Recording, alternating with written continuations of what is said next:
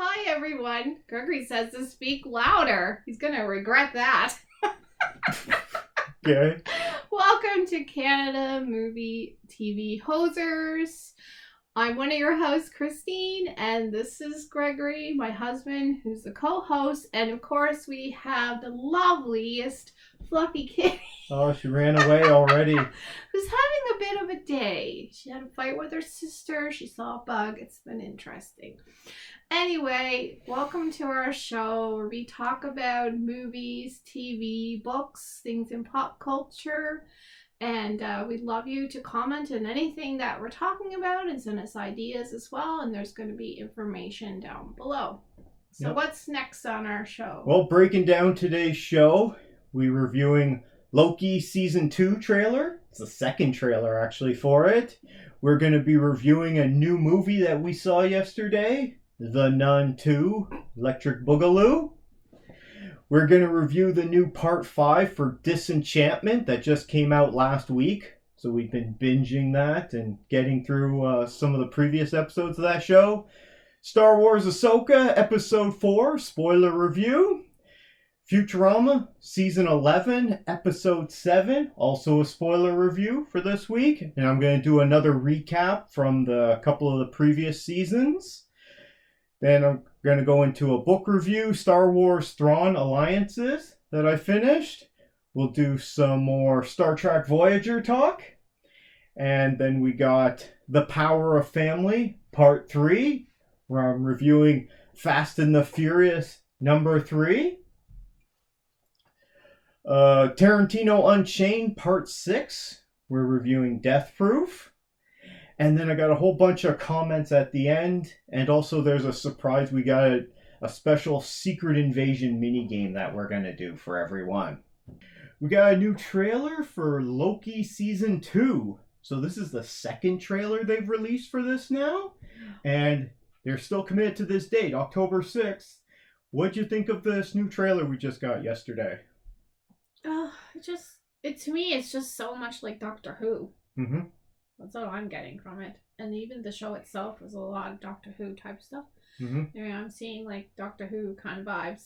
Anyway, I don't know if that's the intention if anyone else bad? is seeing that. Is that good or bad for you? It's good, but I mean, it's copying something that's already... Mm-hmm. I don't know.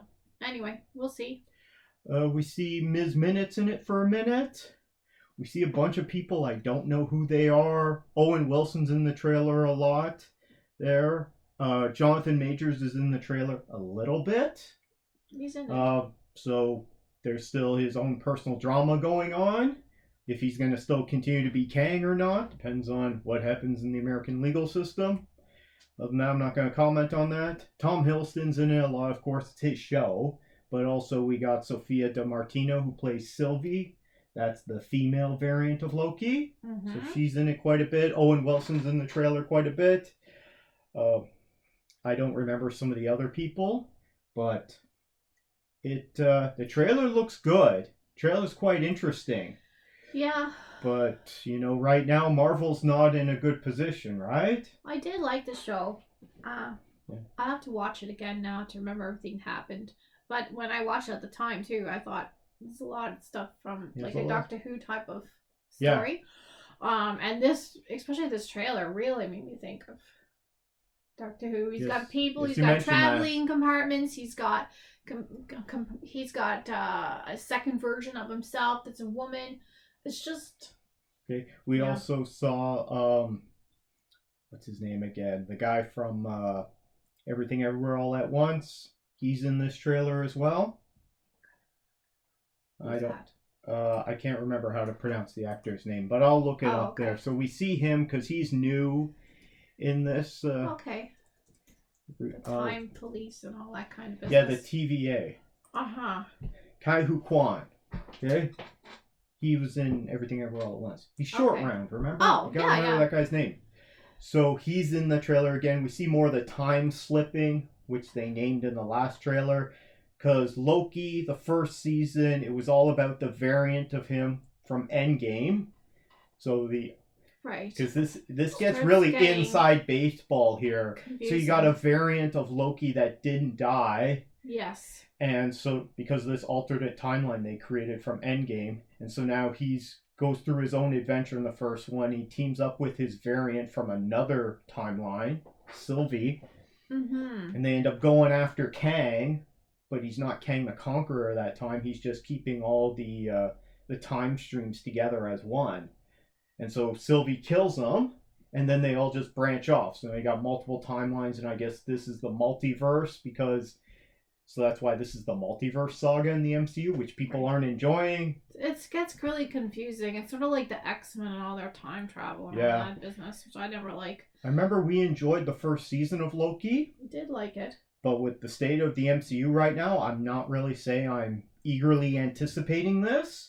I got other things to watch right now. Oh, really? I want to watch it. I like the first one. I'm going to watch it again. I'll remember there was a train and the time police. I got to watch it again. Here, I want to watch it too, but the last thing we got from Marvel was Secret Invasion. Oh, this has to be better than that.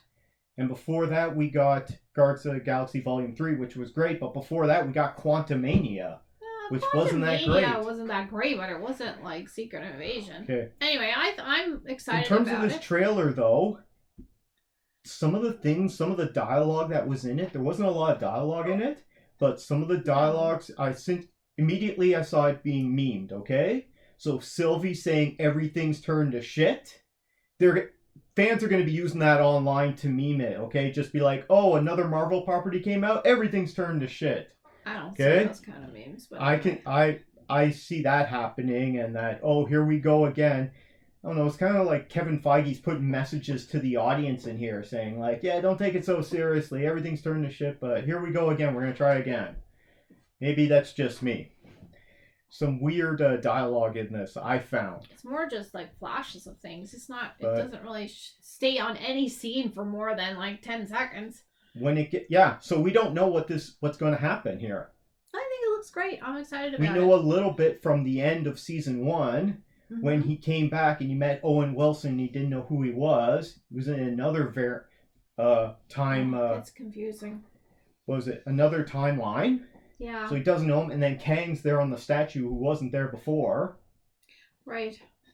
And then we saw that clip at the end of that end credit scene at the end of Quantumania, where we saw all the different Jonathan Majors, and then we also saw footage from Loki where Tom Hiddleston and Owen Wilson are at, turn of the century, some kind of carnival or something. And they see Jonathan Majors. He's doing his magic tricks on stage. Right. And we see that variant of Kang in the trailer as well. He's on a stage with electricity or something. I don't know. I hope this is good. Anyone have any thoughts on this out there? Christine's more excited for this than me, but you're also a big Doctor Who fan, and I don't follow that. Well, I didn't like the last little bit of Doctor Who they were getting, so I'm excited for this. We are having some new Doctor Who coming out soon, though, too. So you're hoping this Loki is good Doctor Who-esque kind of storytelling. Yes. Okay. I'm going to watch it, but can't say I'm overly excited at this point. Let me know what your thoughts are down in the comments below. Anyone who watched this, thank you very much, and thank you if you leave a like or a comment down below. And that's going to lead into our new segment, because we were talking about this recently, and this will only take a couple minutes. And this is going to be our new Secret Invasion mini game, okay? Okay. Where we're going to decide what we'd rather watch. What's better, Secret Invasion or something else we don't really like? So I figured we'll start with the MCU. So, we got Secret Invasion, okay? Right. Would you rather watch Secret Invasion or She-Hulk? She-Hulk. You'd rather watch She-Hulk over Secret Invasion? Was that bad? Yes. Okay. Let's move on to the movies then. How about any of the Iron Man movies? Would you rather watch any of them or Secret Invasion? Because you don't like Iron Man. I don't like Iron Man because he's cocky and obnoxious, and I don't like those kind of people, but I still think it's better than Secret Invasion. Okay. How about the first Captain America, the first Avenger movie?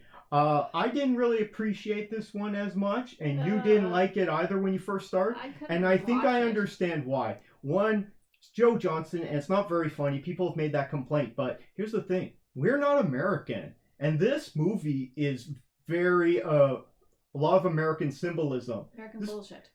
No. It's a superhero story. It's fake, okay? This is like a propaganda film for the U.S. It's like, look how amazing we are, right?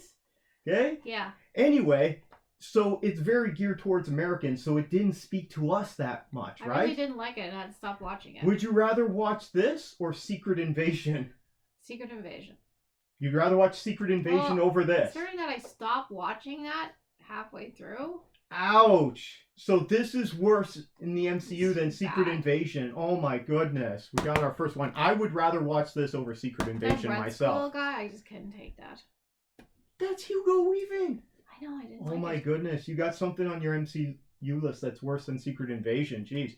A lot of people complained about Thor the Dark World, which is the second one from 2013, I believe. Would you rather watch this or Secret Invasion? Oh, I'd watch it 10 times over Secret Invasion. Okay, excellent. And then also another one of your favorite MCU films. Some people don't like this as much as others. This is Avengers Age of Ultron. Oh, God. Which would you rather watch? Age of Ultron or Secret Invasion? Well, this one's a tricky one. Because you know I hate Sokovia. But it's got James Spader in it. James Spader, therefore, I'll take that one. You'll take Age of Ultron. Wow. Okay. This one I found kind of boring myself. So this is more on the lower end of the MCU for me. The first Doctor Strange movie, which is from... When's this from? 2014? I don't know. Maybe Doesn't seem like it was that long ago. Anyway. Sorry, 2017. I was gonna say, it's not that long. I would watch this over Secret Invasion. It was kind of on the boring side for me, but you as well? Too. It's not top tier MCU is what I'm saying. But even the stuff at the bottom is still pretty good. Not according to Christine there. Okay, some people didn't like this one. It was definitely lower tier MCU. Black Widow from 2021 is when that came out. And it had a bad release because of the pandemic and everything. I would rather watch this over Secret Invasion. How about you? You know, I don't like how they treated her character. I really hated that she had to fall in love with somebody and all that BS. I really didn't like that. What they did with this character. With the Black Widow character? Yes. Who did she fall in love with? Stand it. She didn't fall in love with anyone. The Hulk or somebody, I can't remember. Oh, that's from Age of Ultron. It has nothing to do with this movie. They don't know know anything about Black Widow, so... You got David Harbour as Red Guardian, who's hilarious. Yeah, I know. I just really didn't like the way they dealt with her character. But I still take Secret Invasion. Secret Invasion is not as good. No, I'll still take that one. You'll watch Black Widow over Secret Invasion. I didn't like how they treated her character. The Eternals. Oh God. This is a good one, so I would definitely watch this one. Is this one better or worse than Secret Invasion? It's worse. This is worse than Secret Invasion. These stiff people standing like geese, I couldn't take it. Wow. Absolute BS, that movie. So you'd rather watch Secret Invasion over The Eternals? Oh my goodness. You got 2 movies over there. I got none. My doctor. Okay. Okay. What else we got? People have complained about this one from last year. Thor Love and Thunder. I enjoyed this one. I love that one. Okay, so you'd watch this over Secret Invasion? Yes, of course. Okay, yeah, it's a good one. I enjoy it, but not everyone did, right? Ant-Man and the Wasp: Quantumania. Whew. Yeah, still much better than Secret Invasion. Still much better than, definitely better than Secret Invasion. Very disappointing. Had, like, a plot hole in there. Yeah. With Michelle Pfeiffer not. I forgot to grab it, but also for me it would be Ant-Man, the first Ant-Man and the Wasp. That was fun. I found this one really boring and generic, and there's some stuff in it that's really dumb. I don't know. Maybe I'll talk about it sometime, but that one is not good for me. Corey Stoll's not in Ant-Man and the Wasp. I thought he was. He's in Quantumania. He's in the first Ant-Man. That's the one I'm talking about. Oh, this is the second Ant-Man you're talking about. Yeah, that's the one I'm talking about. With I was Ghost. thinking about the first Ant-Man. With Ghost and Lawrence Fishburne and Walt Goggins. I don't really remember. Exactly. I don't remember that one, so I don't know. It came out right after Infinity War. Not to be neutral on that and that's one. Why I don't know if I saw it or not. I don't remember that. That one's probably one of the worst MCU properties for me. I'd rather watch that over Secret I think Invasion. I'm gonna have to okay? pass because I don't remember it. So that's our new segment, the Secret Invasion mini game. We'll have to come up with a fun title for that. Now put So- up some DC properties. I think And I'd we'll rather... do that for next time. Yeah. So you would rather watch Captain America: The First Avenger and The Eternals over watching Secret Invasion? No. You'd watch either. That's what we're asking you. I'd rather watch Secret Invasion than those two. Yeah, that's okay. They're bad. Ouch. I couldn't. There's usually never a time when I actually stop watching a movie in the middle of it, and This is first going to Captain come our new America- standard for how we judge bad movies. Was it better or worse than Secret Invasion? Okay? This will be fun. We'll do this for like 5 minutes every episode. Anyway, join us next time for another episode of Is This Better Than Secret Invasion? Our first review this week is for a brand new movie, is The Nun 2, Electric Boogaloo, which we both saw. It wasn't just me. Christine actually came with me to see this. I'm still so surprised you actually came with me to see this. Because it's my last Thursday before all the stuff starts with tutoring and cadets and everything, so I actually could go yesterday. But now I'm booked up for until next June on Thursdays, so that's why I went. But you picked this over going to see Big Fat Greek Wedding 3. Well, it was timing. I want to see the Greek Wedding one. I'm going to try to see it on the weekend. So The Nun 2 currently has a 49% Rotten Critics score. That doesn't surprise me at all. Okay? It doesn't have anything for the audience score yet. Well, I'm going to sum it up. They didn't try too hard with this one.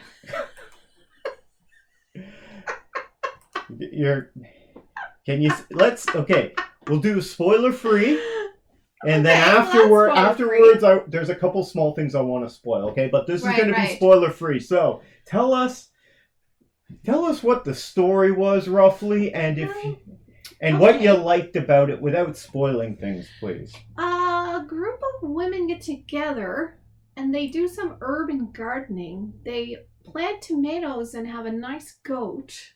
And things go horribly wrong. When they hire a drifter, which is always something that women should do, especially when they're running a school, just hire a drifter. And yeah, it just goes sour from there. Especially the goat.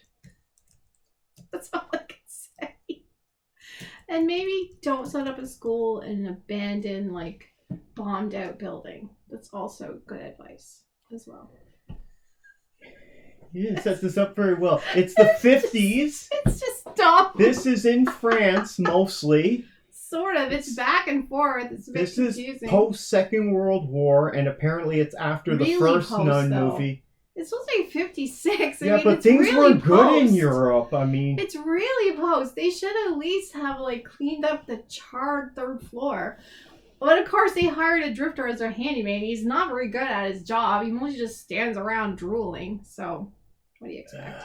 I'm guessing that Christine didn't really enjoy this movie. I did like one scene. There was some scary stuff, but there was stuff that didn't make a lot of sense. And no one seems to be too upset when people die horribly either. So it's just a bit all over the place. What can I say about this movie? It's post-war Europe. It's mostly in France. The nun from the first movie, her name's Irene. I didn't remember any of this, even though I saw that first Nun movie in theaters. Now she's teamed up with Storm Reed. So Storm Reed's in this franchise now, which is a nice addition. Storm Reed's in lots of things, and she's doing a good job. So they're teaming up, and they got to go after the nuns back, because apparently in the previous one, they defeated the nun using the actual blood of Jesus Christ, which, wouldn't that be all dried up and coagulated and decayed by now? Well, now the wine is the blood. You see? That's the whole idea. Okay. The wine is the blood. Yeah. And... yeah, also, put your the school sacrament, in an abandoned really decrepit buildings, very hazardous, on top of many bottles of wine for a boarding school. Yeah, because like, it used that to makes be a lot of winery. sense. And leave the wine all there for the girls. That makes a lot of sense too. Well, you gotta let it age. You're 15 children or so that you have this whole school based upon. I mean, you're one classroom in one hallway. Okay, so they gotta team up and they gotta go after the nun because the nun's back on, causing problems again. This evil demon, and yeah, that's essentially the story. At one point, it was a snake or an eel. What can or I something. say about this? I don't know. Wasn't really for me. I'm not a horror person, but this definitely wasn't for me.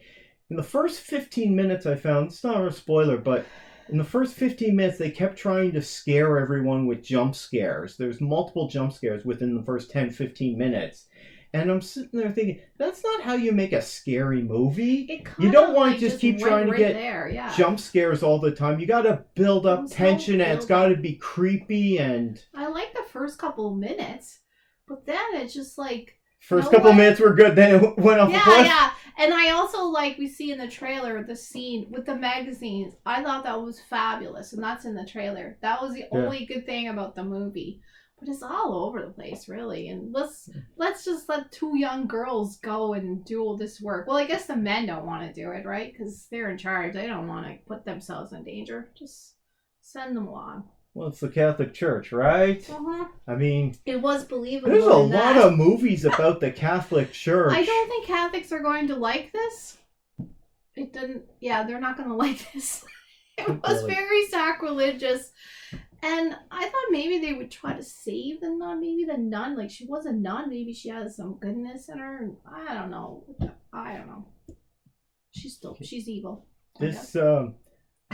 There's not much I can say about this movie without spoiling it. These movies are made for teenagers, I'm guessing. I mean, if you enjoy them, that's great. People who love horror movies are going to show up for this.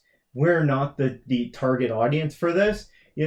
Even adults who like horror movies, I talk to some people around town who because they're always asking me about movies, and they say they go see these movies and they love them, right? I mean, they could have just worked a little bit more on it, and it could have been more cohesive. It needed just a little bit more work, and it could have made a lot more sense.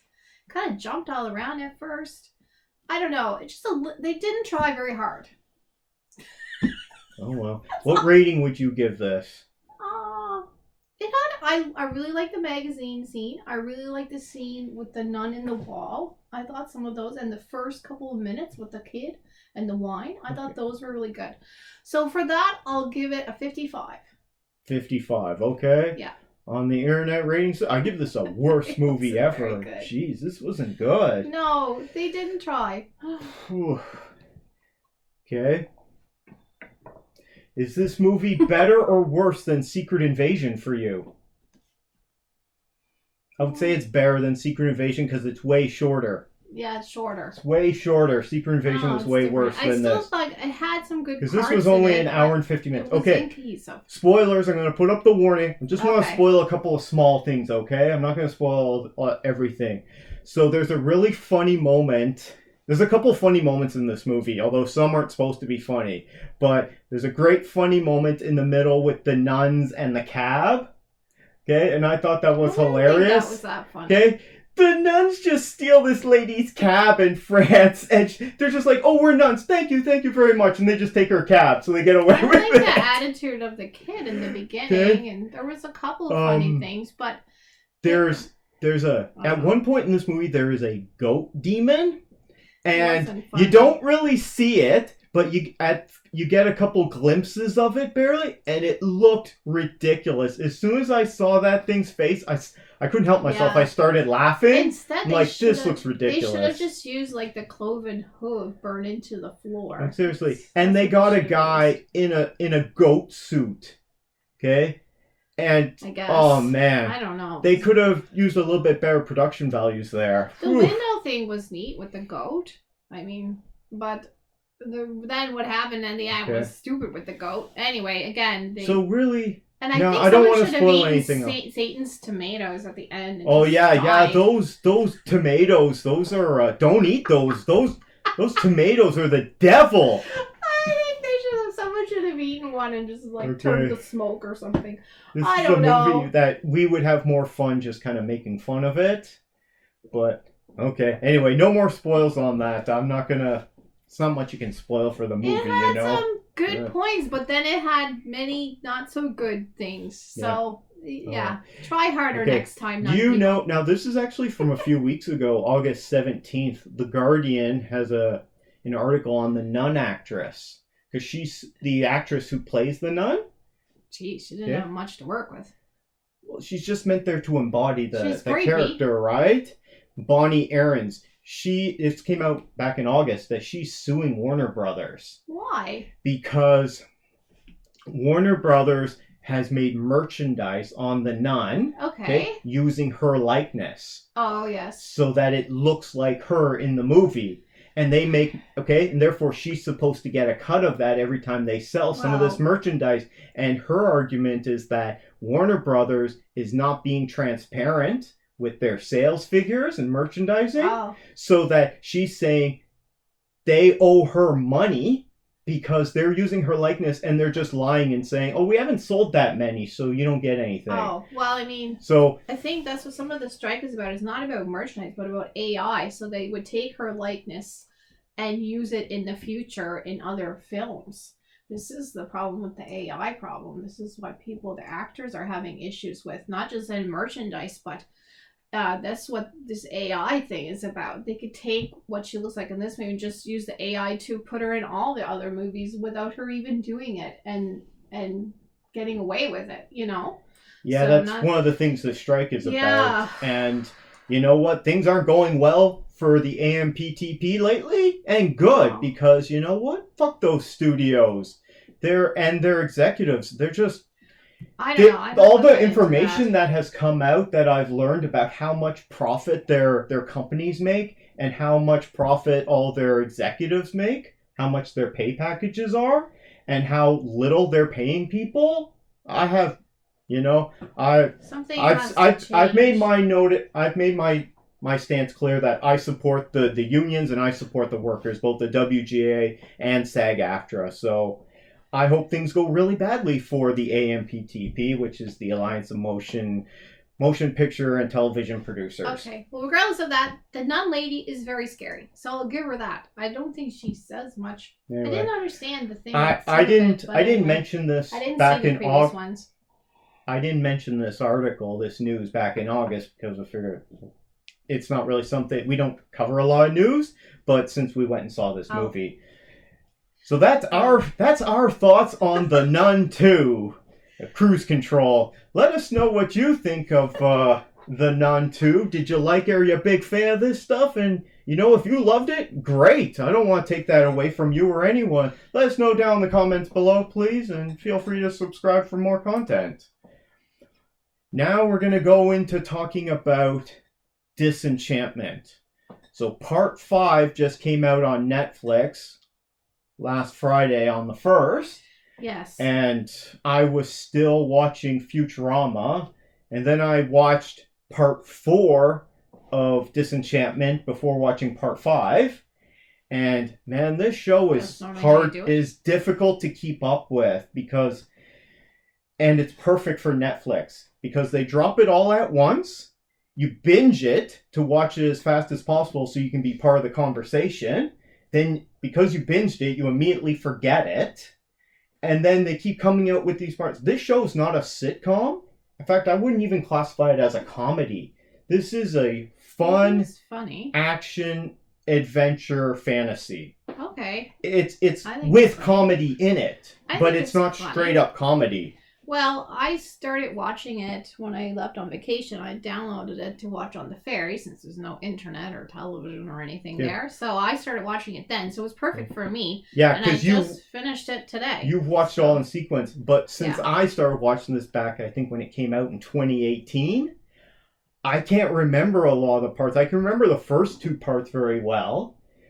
And so every time they come out with another season, you can't remember it, so they want you to go back and binge the other stuff again, which is perfect for Netflix. This show is perfectly designed for them. Good show. And they even addressed that, I think, in the first or second episode of this part.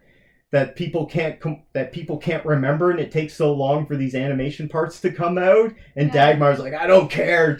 I don't know if you might not have gotten that joke. Show. I like it, and well, the guy that hangs out the window is always, he's like the critic, right? Yeah, anyway. The guy who gets a flaming arrow every time. I think just overall the whole thing. Yeah, is so funny. Spoilers for this, obviously, because we got something to talk about. Sarcastic. I like how he got hit with the brick at the end.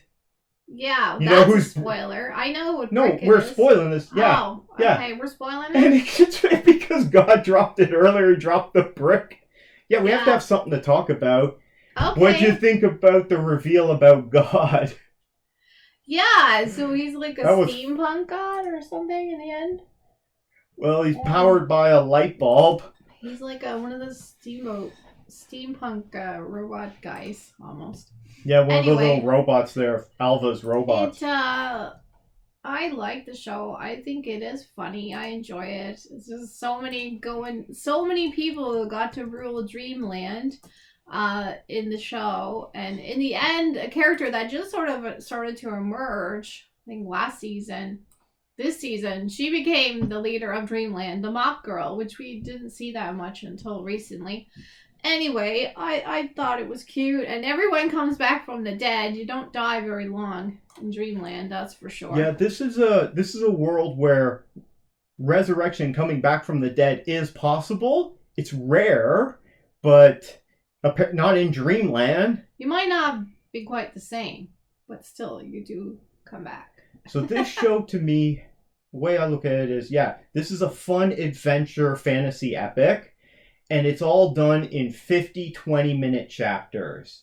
And so it's not a sitcom where everything resets for the beginning of the next episode. You really gotta follow along. Yeah, there's nothing wrong with that. But you can't remember when you got seasons coming out. I enjoyed watching it. I'd say every couple of years. Season 1 and go right to the end. They're not that long. I don't know if they're all different. I think they might not just. This is a show that is good for watching all at once. Oh yeah. But when you're watching it season by season, you can't remember anything. Anyway, I thought it was fun. Okay. And I like the end, how we see all the characters and what they're up to. And I do think it's funny. I thought especially this last season was funnier than some of the other ones. I think they might have rushed this season. I don't think so. I really enjoyed it. I thought it was great. Anyway, I enjoyed the show. It's fun. It's got a lot of stuff going on, yes, and the characters do relatively stay they're almost the same characters every season. Yeah. They're just doing different things, getting different abilities or whatever. So we got about 30 different endings for this show because you got to wrap up every single character. Did you have a favorite ending? Or some of the favorites? Elfo and Mop Girl. That one's pretty nice. I just liked the ending with everybody and what was going on. And Chaz. Okay, so you like Chaz's ending. He ended up running Steamland there, which I'm not a fan of steampunk. Ugh, stuff bothers me. Funny. And anyway, I thought it was fun. I liked the laughing horse in the end. Yeah. The laughing horse gets a laughing horse family. There's a lot of comedy in it. Mortimer finally gets a companion. Find out, who she is. Everyone I thought hates, that was great. Everyone hates Mortimer. He's such a dick. I know, but he is pretty typical. So conceited of himself. Yeah, there's a lot of guys that are like that. I thought it was great. I just think it is fun, it's funny, and it's a great little story. And it's a great show. You do have to watch it, like start at season 1 and watch it through, but they're not that long. Yeah. Like it took me about a month to watch it all, I guess, but it was fun. Yeah. I mean, it would take a while, even at 20 minutes. I mean, so 20 minutes an episode times 10 per season times 5 seasons, right? Yeah. So. I didn't get to watch much TV when I was on vacation, but I did when I was traveling, what I had downloaded. Anyway, I thought it was fun. Yeah. I enjoyed the show. I definitely liked it a lot. I gave it like a 93. I think it was great. 93? In terms of best, worst, I give it a best series ever. The comedy's not for everyone. Sometimes it's very subtle comedy or it's very inside baseball. But The animation was great. I especially like the lightning effects for both Bean as well as for Dagmire. This show, it's all about them just escaping. At the ends of the first 3 parts, they're always having to escape from somewhere. Or sorry, first 4. And then for this one, after part 4, then she's just rescuing everyone. They just have to keep escaping everywhere they go. Because she has to go somewhere, get them out, and then they all have to escape. Then they gotta go somewhere else. They gotta escape from that. There's many different things going on because different people take over Dreamland. Some of the favorite characters from this show. So Elfo's pretty hilarious. I like Elfo. Maybe I probably like Elfo more than I like Lucy. Oh, okay. Yeah. I like Lucy more than I like Elfo, I think. Yeah. Shako. Love Shako. I know you love Shako. I just find they're all funny. I just really liked it. Big Joe. Oh, Turbish. Turbish is hilarious. Merc. I just find Merc's not in it that much. I think it's funny. I don't know why you're saying it's not funny. I think it's really funny. I enjoyed it. Some episodes, if you're going into this looking for this being a straight up comedy, it's going to be very hit and miss because some episodes aren't funny at all. Well, it's not. But then some are hilarious. Funny. It's all about the whole thing overall is funny. It's more. Yeah. It's not It's not so much of American humor. I don't think it's more like a Canadian humor or British humor. I'm guessing you're a big fan of Chaz. I'm not a big fan of Chaz, not particularly. That would be your kind of character. No, Zog's I just like the show. I just think it's good. Zog's pretty funny. I found it pretty. You know, that's John DiMaggio. Yeah, I like Zog. Okay, you know who John DiMaggio voices? Who he's famous for voicing? No, Bender. Bender. Okay. Anyway, I like the show. It's good. It is funny, no matter what Gregory says. I think you should watch it. It's not a straight up comedy. I'm trying to think of all the characters I like. Big Joe, he's all right, you know. The old fella in the cave, that's always funny. The Trogs were pretty funny most of the time. I thought the Trogs were creepy. And a bunch of the elves are pretty funny. Not just Shako, but Pops. Pops is pretty hilarious. He's so grumpy. His name is Pops. Kissy. I just find that the whole thing just was fun and it was funny. And I liked a lot of it. I don't know what my favorite part was, but I did enjoy the gnomes always having this constant war with the ogres that are gigantic to them. Made no sense, but they're always going at it. That was pretty good. And they have all these different lands that they go to. I like the Scaredy Squirrel reference. I thought that was really funny. I wasn't so much a fan about the characters at the insane asylum. Giggles and the doctor that's always changing his name. That's just kind of weird. That was pretty dark. That was a pretty dark. There's dark stuff in it. Anyway, it's a good. You liked it. I liked it. I recommend to watch it. Freckles is damn creepy. And the cat. Scruffy's.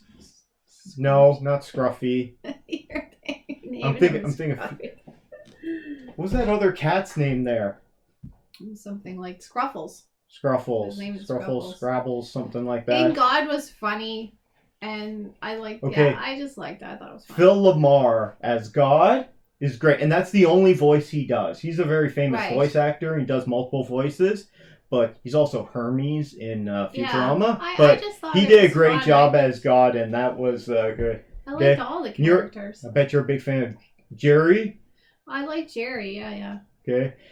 Jerry's great. Jerry's always funny. I liked, especially in the first part where we see Jerry and the other people are so mean, and he's Floyd funny. And Becky. Yeah, I didn't like them as much. They were creepy, but I did like Jerry a lot. Anyway, I definitely recommend you guys watch it. It's fun. It does have some bad. It's not really for little kids, even though it's an animation. It's got drinking and sort of naked mermaids in it, I guess.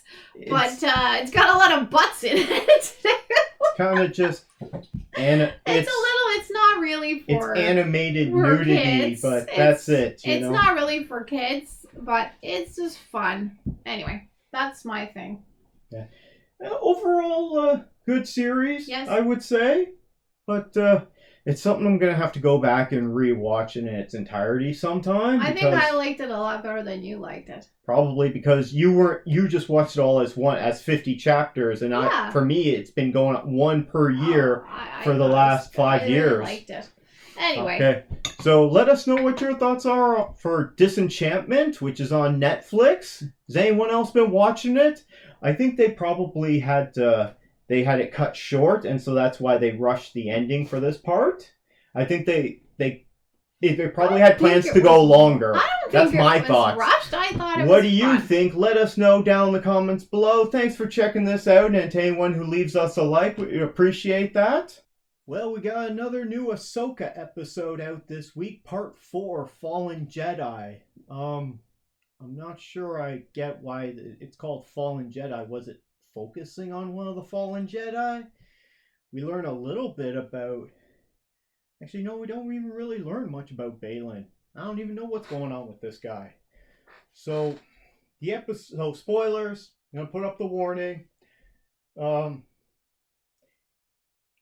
What do we got here? So it starts off with Sabine and Hu Yang.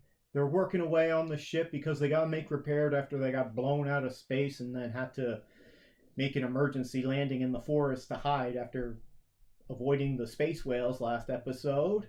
Okay. Ahsoka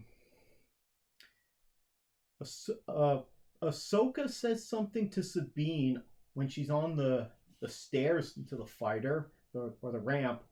She says, "Can I trust you?" Which is, I don't know. They've known each other for a long time, and they were master and apprentice at some point. That seems like kind of a dick thing to say there. Maybe that's just me. Hu Yang is doing his thing, fixing. I mean, he looks great. It's one thing I gotta say about this show. I'm really enjoying the production values. It looks and feels like Star Wars. I know some people complained about the volume stages and that. I don't find it really bothers me that much personally, but oh well, each their own, right? So I'm enjoying the production values. I mean, Hu Yang looks great, but then he gets into a fight with another droid, and I'm kind of surprised that the battle droid was able to take him out so handily, because he was putting up a fight. You think like this guy's left over from the High Republic. He should be a lot better at fighting than this new battle droid or assassin droid, whatever it is. Anyway, that's a small gripe there. It cuts over to Syndulla leaving the the New Republic base that she's on. And she's just leaving with her son Jason. Then a lieutenant stops her, and he's kind of a bit too forceful with a general, I found, but this scene didn't really bother me. I mean, this is what they should have just done in the first place. Just have Hera, okay, gather up a squadron, we're going to check this out, and if we have to, even though I know I'm going to be helping my friends, we already have cause for this. They captured a prisoner, okay. You could have just cut out that whole thing last episode with Mon Mothma and the Senators. Could have cut all that out. In fact, the last episode was, I think, had a runtime of 34 minutes, but probably with when you take out the credits, probably less than 30 minutes. This one had a runtime about 34, 35 minutes, and that's taking out the credits. You could have just cut it down a little bit and put these two episodes together. Would have been way better, because then you could have cut out that stuff from the last episode with Hera, and you could have had more of Sabine and Ahsoka and Hu Yang. Plus, you could have shown more of what the bad guys were up to and explain it a bit more, I think. I don't know why the story writing on this is bothering me so much. It just seems like really poor writing. I mean, I'm loving the cast, the people they cast to play these characters, and the representation of how Hu Yang looks as the droid, and they got David Tennant to voice him. The costumes, any prosthetics they have to wear, everything is like top tier in terms of effects. They're doing practical as well as CGI, and then there's compositing everywhere when you look out the screens when they're in a cockpit. You're looking out, that's all just probably blue screen or green screen, and it all looks great. So I'm really loving the production values on it, but they seem to be like not doing as much with the stories, and maybe they just needed more time because Disney's got lots of money. So I don't know if it's a money issue or they're just rushing these things, which could be the case because former Disney management, Bob Chapek, was just like, nope, let's get lots of stuff out there. Our strategy is quantity, not quality. So this could still be a remnant of that, which I sure hope not. I'm not overly enjoying it so far. So the stuff with Hera this episode was great. That's exactly what you need to have. You can just cut out the other stuff and forget about it. So it goes back, we got a fight with Hu Yang. Yeah, he should. And why doesn't he have his own lightsaber? I don't understand that. He's teaching people, younglings, how to make these lightsabers for her. Shouldn't he have his own? And he has his own, like, practice ones, but can those be used for combat anyway? Anyway, minor gripe. Sabine and Ren go after they take out the droids that are attacking them, which was all right. Wasn't amazing combat, but there was nice. One of them was shooting at Sabine, and then Ahsoka used her force powers for an assist to push the other one in front. So the droid ends up shooting its own droid, and then Sabine shoots a grappling and takes out that one. That was good teamwork on their part. I like that. We did get another of the Ahsoka arm cross. That seems to be Rosario Dawson's stereotypical move there. Maybe it's just, I don't know. I mean, she's great in what she does. Why are she being directed to act this way? I don't know. What happened between Sabine and her that now she's such a dick to her now? Like, this whole series now, 4 episodes in. Although this should have been the 3rd episode. I think they're just dragging it out because they know they want people to watch this and get as much ratings for as long as possible, but who knows. The fight with, who we got there, Merrick and Shin against Ahsoka and Sabine was all right. I mean, the lightsaber fighting in this is not as good as I found it in the prequels. It's too up close, where you can only see one character too much of the time, and every time you see 2 of them, it just cuts really fast. And I'm not really enjoying that. Hey, come on there, kitty. You gonna be good there, kitty? There she is. She's back. So, yeah, I'm not liking this Disney lightsaber fighting. Except for maybe what was it, Last Jedi? We got that dual fight with Rey and Kylo Ren, or Ben. They were doing that big fight there. That was all right, but other than that, the lightsaber fighting in these Disney stuff is not really. It's not as good as what I found with the prequels. There, you want to have really well rehearsed, very good choreography, and it's like a dance, and you practice it, and you got people who work out these things, and then once you get it, you train the actors to do it, and you just do it over and over and over again. Like, even if it takes months, who cares? And that's how you get to be really good. You do a lot of prep work for the movie. So, yeah, the lightsaber fighting, I'm not really enjoying it that much. However, Sabine's fighting Padawan Shin, yeah, that was pretty good. And then you get Ahsoka taking on the former Inquisitor Merrick. Of course she's going to take him out. Although, why did he suddenly disappear into nothing? I don't get that. But Ahsoka has taken on Inquisitors before. She went toe-to-toe with, she took out Darth Maul. She defeated him at the end of the Clone Wars. She's gone head-to-head with Vader. I mean, of course she'd be able to take out this guy. She's probably taken out other Inquisitors that I'm not naming here. And then afterwards she leaves Sabine and goes to take on Balin there, who's still been meditating the whole time, although this time he was hanging out with Morgan there from the Night Sisters. And so now, what it is, they brought the hyperspace ring, I guess it's finished built, so they brought it into the atmosphere so that they can set up the map and hook up a device to map the hyperspace coordinates. And they have to bring it into atmosphere, I guess. They didn't explain that. They could have solved that with one line, you know. Okay, ship's finished, we're bringing her in so we can set up this link to calculate the hyperspace coordinate. There you go, done. So they missed out there. When I first watched it, I didn't know. I'm like, what is going on here? So they do that, and then it can start generating, and it's a ticking clock. Why didn't they just make it start doing that immediately when she first found it and showed them the map? And then it could have been ticking clock this whole time, and that would have given a reason for Balin to stand there and guard it instead of just him standing there looking out at the sea. Okay, in the volume. That's not That's another thing. Man, I'm being way too nitpicky with this show. I gotta say what I like about it. Lightsaber fighting was interesting. I mean, it was nice that Sabine there was able to take on the Padawan Shin there, but of course they're going to be going back. So Sabine ends up giving the map to Balin. Why does she do this?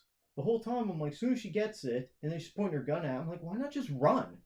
Okay? If you take off, okay, maybe she gets back to the ship and they take off. Maybe she gets away from Balin, because he was still fighting Ahsoka at the time. And how did Ahsoka lose to this guy? I just said she took out Darth Maul and she went toe-to-toe and held her own, I guess, to a draw with Vader, who was a Sith Lord. Now, maybe this guy Balin, who's a fallen Jedi, once again, their lightsabers are not completely red, except for that Inquisitor blade, but theirs are still like a dark orange with a little bit of red in it.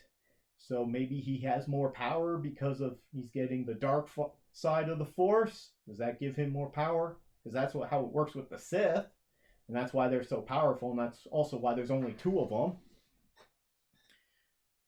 Many questions I have on this. So why did Sabine give Balin the map when she should have tried to get away with it?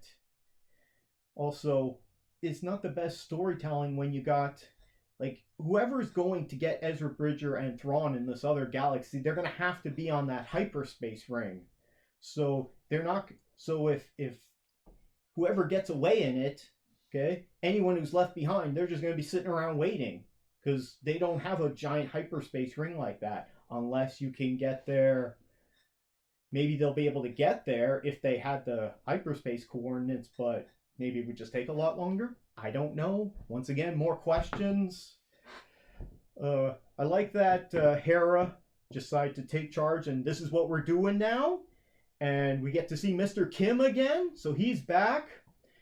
We don't get to see Dave Filoni in... he was another TIE fighter pilot in Mandalorian that we saw. Maybe it was Book of Boba Fett. Let me know down below. But we see a bunch of other fighter pilots there.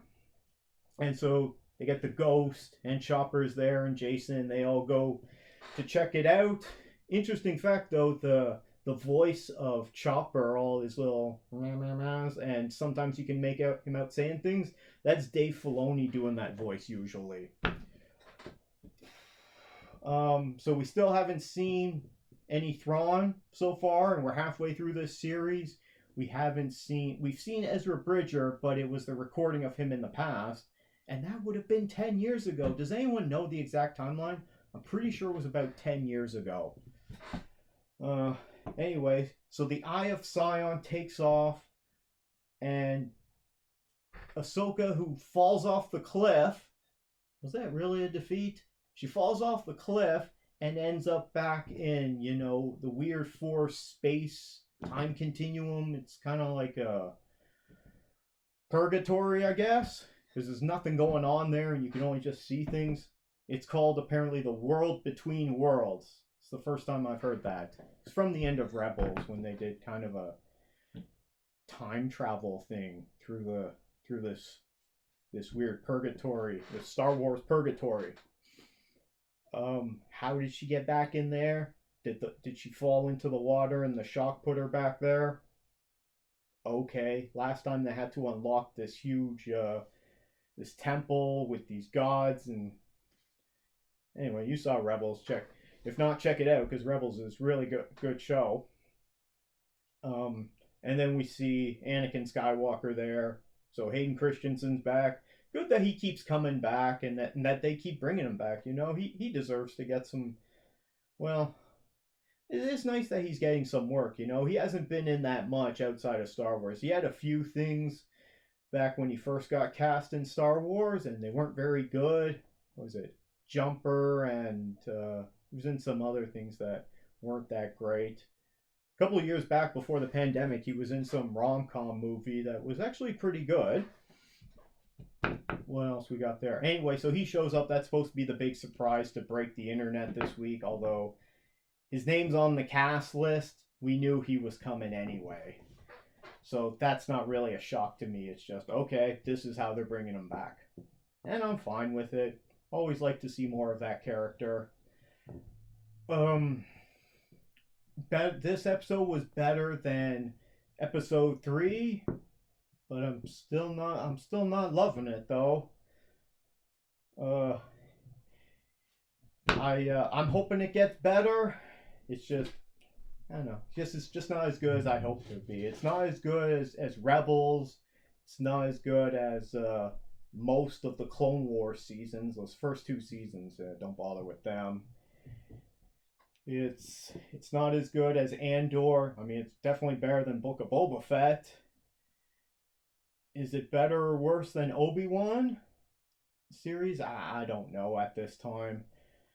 Okay, hoping this gets better and that they finish it well. Maybe this was just another script that was supposed to be a movie and it got stretched out so that they could make it into a Disney Plus series by the previous management. I don't know. Let me know your thoughts on the new Ahsoka episode, Part 4, Fallen Jedi. Yeah, let me know down in the comments below what you thought of this. Are you enjoying this series so far? Are you not? Why not? Let me know your thoughts, please. Hello there, it's Gregory Barrett and Fluffy Kitty are back here to talk to you about more new Futurama, because it's Monday. So we got new episode, season 11, episode 7, according to Disney Plus Hulu, is called Rage Against the Machine. According to Wikipedia, it's season 8. You make up your own mind on that. Had some fun with this episode, so this is going to be spoiler. I'll put up the warning. So obviously this is about COVID-19, which they even mention at the beginning, and then it becomes explosive 23. Anyway, so they get another bad flu pandemic there, which makes everyone have a mild cough and is really angry all the time. Which is exactly what happened during the pandemic. Everyone was so angry all the time, and you know what? Because I'm the worst one, and I'm still angry all the time. But this was a good critique on modern society right now. Because yeah, Futurama, even though it's in the year 3023, it's all commenting on stuff that happens now. So it had some good laughs in it, and Leela was pissed off all the time. Got to see a lot of the different Futurama characters. There's we see the alien slime monster that's always there on Earth. We see the mayor. We see Petunia on the plane. This is mostly about Hermes, but we get to see La Barbara and Dwight again, and then we get to see Barbados Slim, because anytime we see La Barbara, they're always going to show Barbados Slim. We get to see the old cranky lady. I don't know what her name is. Let me know down in the comments below if you know her name. What else is there? We get to see a new character. We don't get to see any robot, I don't think so. Oh, we get to see Bill Nye the Science Head. That was pretty funny. Zoidberg's in it a little bit. I think I'm forgetting a whole bunch. I'll have to go back and watch it again. But at the end of the day, another good Futurama episode.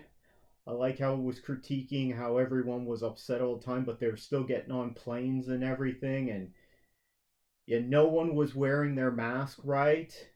At first, Hermes and Zoidberg were, but then after that, even they weren't wearing it right. It was all under their chin, or just over their nose, or just over their mouth, or on their ears, or not even bothering. the Zoom meeting was really fun because everyone had to switch to Zoom meetings, and you got Leela yelling at people, Bender's eating, Amy's playing with the hair emojis, the hair feature, while the professor becomes a teddy bear. And then he gets up and he's in his underwear because he's not wearing pants. And Zoidberg can't get it to work because there's always some person who can't get it to work and just messes the whole meeting up. Yeah, there's some good funny moments in this one. Maybe not the funniest episode so far this season, but had a fun time with it. Oh, there's Fluffy Kitty there. Let me know what you thought about the newest episode, Rage Against the Vaccine. Leave a comment down below. Also, all of our social media information is down in the description below, so you can go ahead and do that. Fluffy Kitty here is really appreciative to anyone who gives us a like or a thumbs up. And you can always subscribe for more content. Now, in other news in Futurama, I posted a recap for season... Well, I guess under the Disney Hulu Plus thing, it would be season 6 and 7. So I finished my last 2 volumes of Futurama that I have. And according to Hulu Disney Plus, that would be seasons 9 and 10. But according to Wikipedia, it's season 7. So you make up your own mind. Going through these episodes. First one, The Bots and the Bees. Yeah, this is where, this was a good one. Bender ends up, he wants to be a deadbeat dad because Wanda Sykes is in this as the deadbeat mom. And so they have their son, who Bender names Ben, and he's going to be a deadbeat dad, but she beats him to it by being a deadbeat mom. So he ends up having to raise his son and being really good at it. So this one has a lot of funny laughs in it, but also tugs at the heartstrings a lot. It's something that they like to do in this show. Next one, A Farewell to Arms. Yeah, that's the moon prophecy, and we get to see the Martian again and the Wongs. That one, I mean, as all of them, they had funny laughs. Not necessarily one of my favorite ones. Decision 3012. So I think this was parodying the 2008 presidential election, I think. Correct me if I'm wrong. U.S. presidential election. It's about time traveling in that. I mean, it's more geared toward American audiences. It was alright. The Thief of Baghdad is episode 4. We get... This one had some interesting science fiction stuff with the empty husk skins and that. It had some scary stuff in it. Yeah, it definitely was funny as well. Zap Dingbat, it's another Leela episode, but more so it's about her mother and her father. The stuff with it had some funny stuff in it. Especially with the dad, because he ends up surfing the great sewer waves of the world, which gross. And Fry and Bender go with him. The butter junk effect, that's about Leela and Amy, because they're juicing, because they become professional athletes in the moon. They're battling as butterflies. That one's pretty funny. The $6 Million Mon, that one, which is about Hermes, he becomes Mecha Hermes. That one's really funny. I definitely recommend checking that one out. Fun on a Bun, that's Fry and Leela. They end up going to Oktoberfest in the future, but it's not anything like Oktoberfest now. Anyway, that had some funny stuff in it. Free Will Hunting, that one is where Bender becomes an animal rights activist, I believe. But is that the right one? No, that's not the right one I'm thinking about. Free Will Hunting, that's where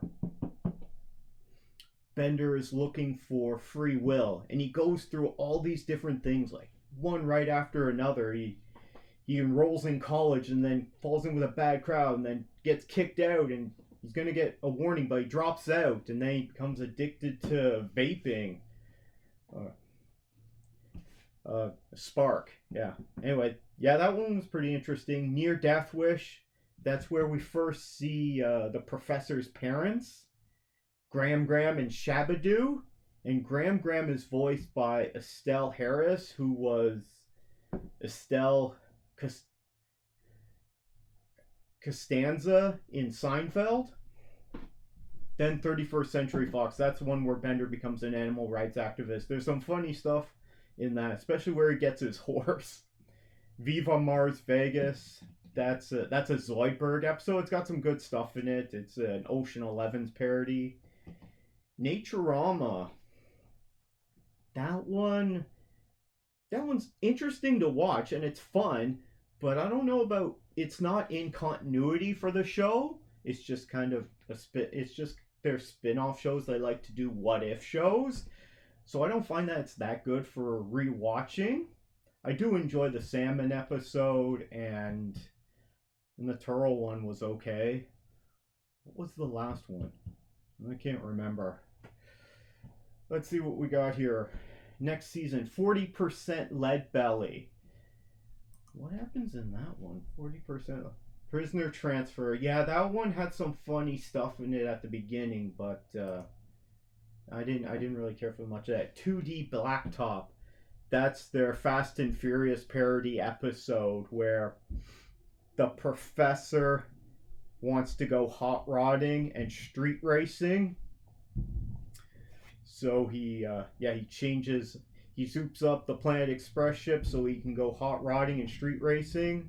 But then at one point they get stuck in a 2D universe. It's got some interesting stuff in it. T the Terrestrial, that's with Jur, which is Lur and Inda's the Omicrons. That's their son. I guess he was the Poplar that we saw back in like the third season, I think it is. Third or fourth season. Which was a great classic episode, the Poplar episode. Anyway, this one, I didn't like it at first, but having rewatched it, I enjoy it a lot more because it's essentially E.T., but Fry is E.T. in this version. And he's eating these candies, which are actually Jur's poops, but they look like Smarties or something. You know, going back to your E.T. movie. That one has some funny stuff in it, actually. Especially with Hermes, and he wants to have cloaking devices or stealth technology, but they got nothing. What do we got? We got a spray can. The Inhuman Torch. Well, that's where they all become firefighters, and Planet Express becomes the firehouse for New York. Saturday Morning Fun Pit. Yeah, they do. This also is not in canon, but it does have some good stuff in it. The first, they do Futurama in different old cartoon versions. The first one is Scooby-Doo, which is not funny at all, I found. I mean, I get that it's making fun of Scooby-Doo, and it even has George Takei in it, but I didn't find it funny at all.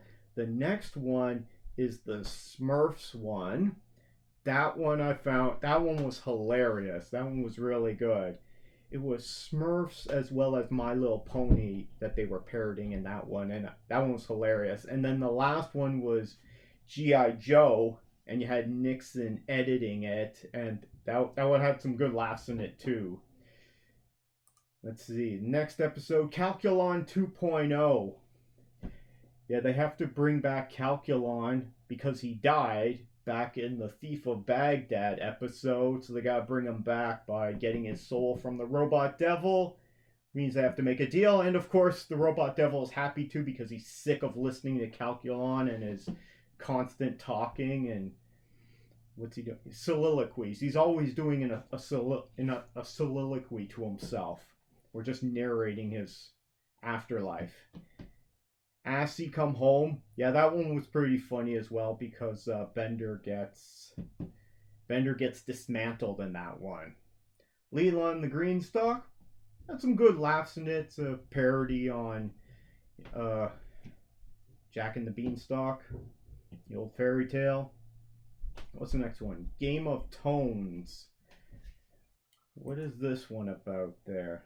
Slowly being approached by a mysterious alien ship. Oh yeah, this is another retcon for the original episode and how Fry gets frozen and sent to the future. So they're always retconning that. They just keep adding more and more stuff to it. So this episode is essentially taking the Star Trek 4 movie and doing a parody of that, but also using the ship from Close Encounters of a Third Kind. So it's got a lot of science fiction references in it.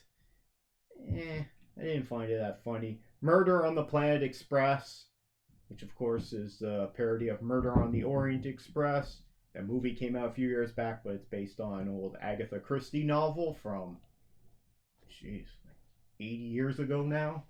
Maybe 90 years ago. Anyway, that one had some good laughs. It's also parodying the Alien movie, probably the first one.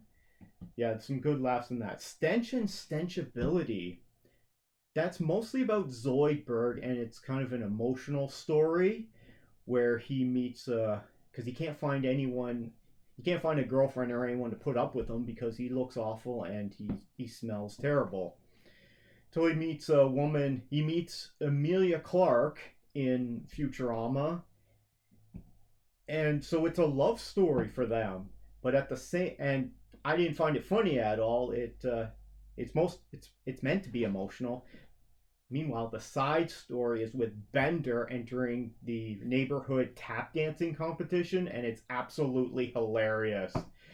I love it. He's just being such a jerk to this little girl, and it's so funny. But also, it turns out that she deserves it because then she breaks his leg, which is a reference to Nancy Kerrigan in the 90s, if you know that. Or if you saw that I, Tonya movie. If you didn't see that I, Tonya movie, go check it out. It's great. I had a really fun time with that. But that side story with Bender is absolutely hilarious. Meanwhile, Zoidberg is finding love. And the weird thing is like, he finds love, and they don't break up at all. They're still together at the end of the episode. They haven't mentioned her since, but technically they could bring back Emilia Clarke to voice that character again. What's the character's name? Marianne, something like that. And well, she just finished doing that god awful Secret Invasion. I don't know. Maybe she'd do it. Maybe not.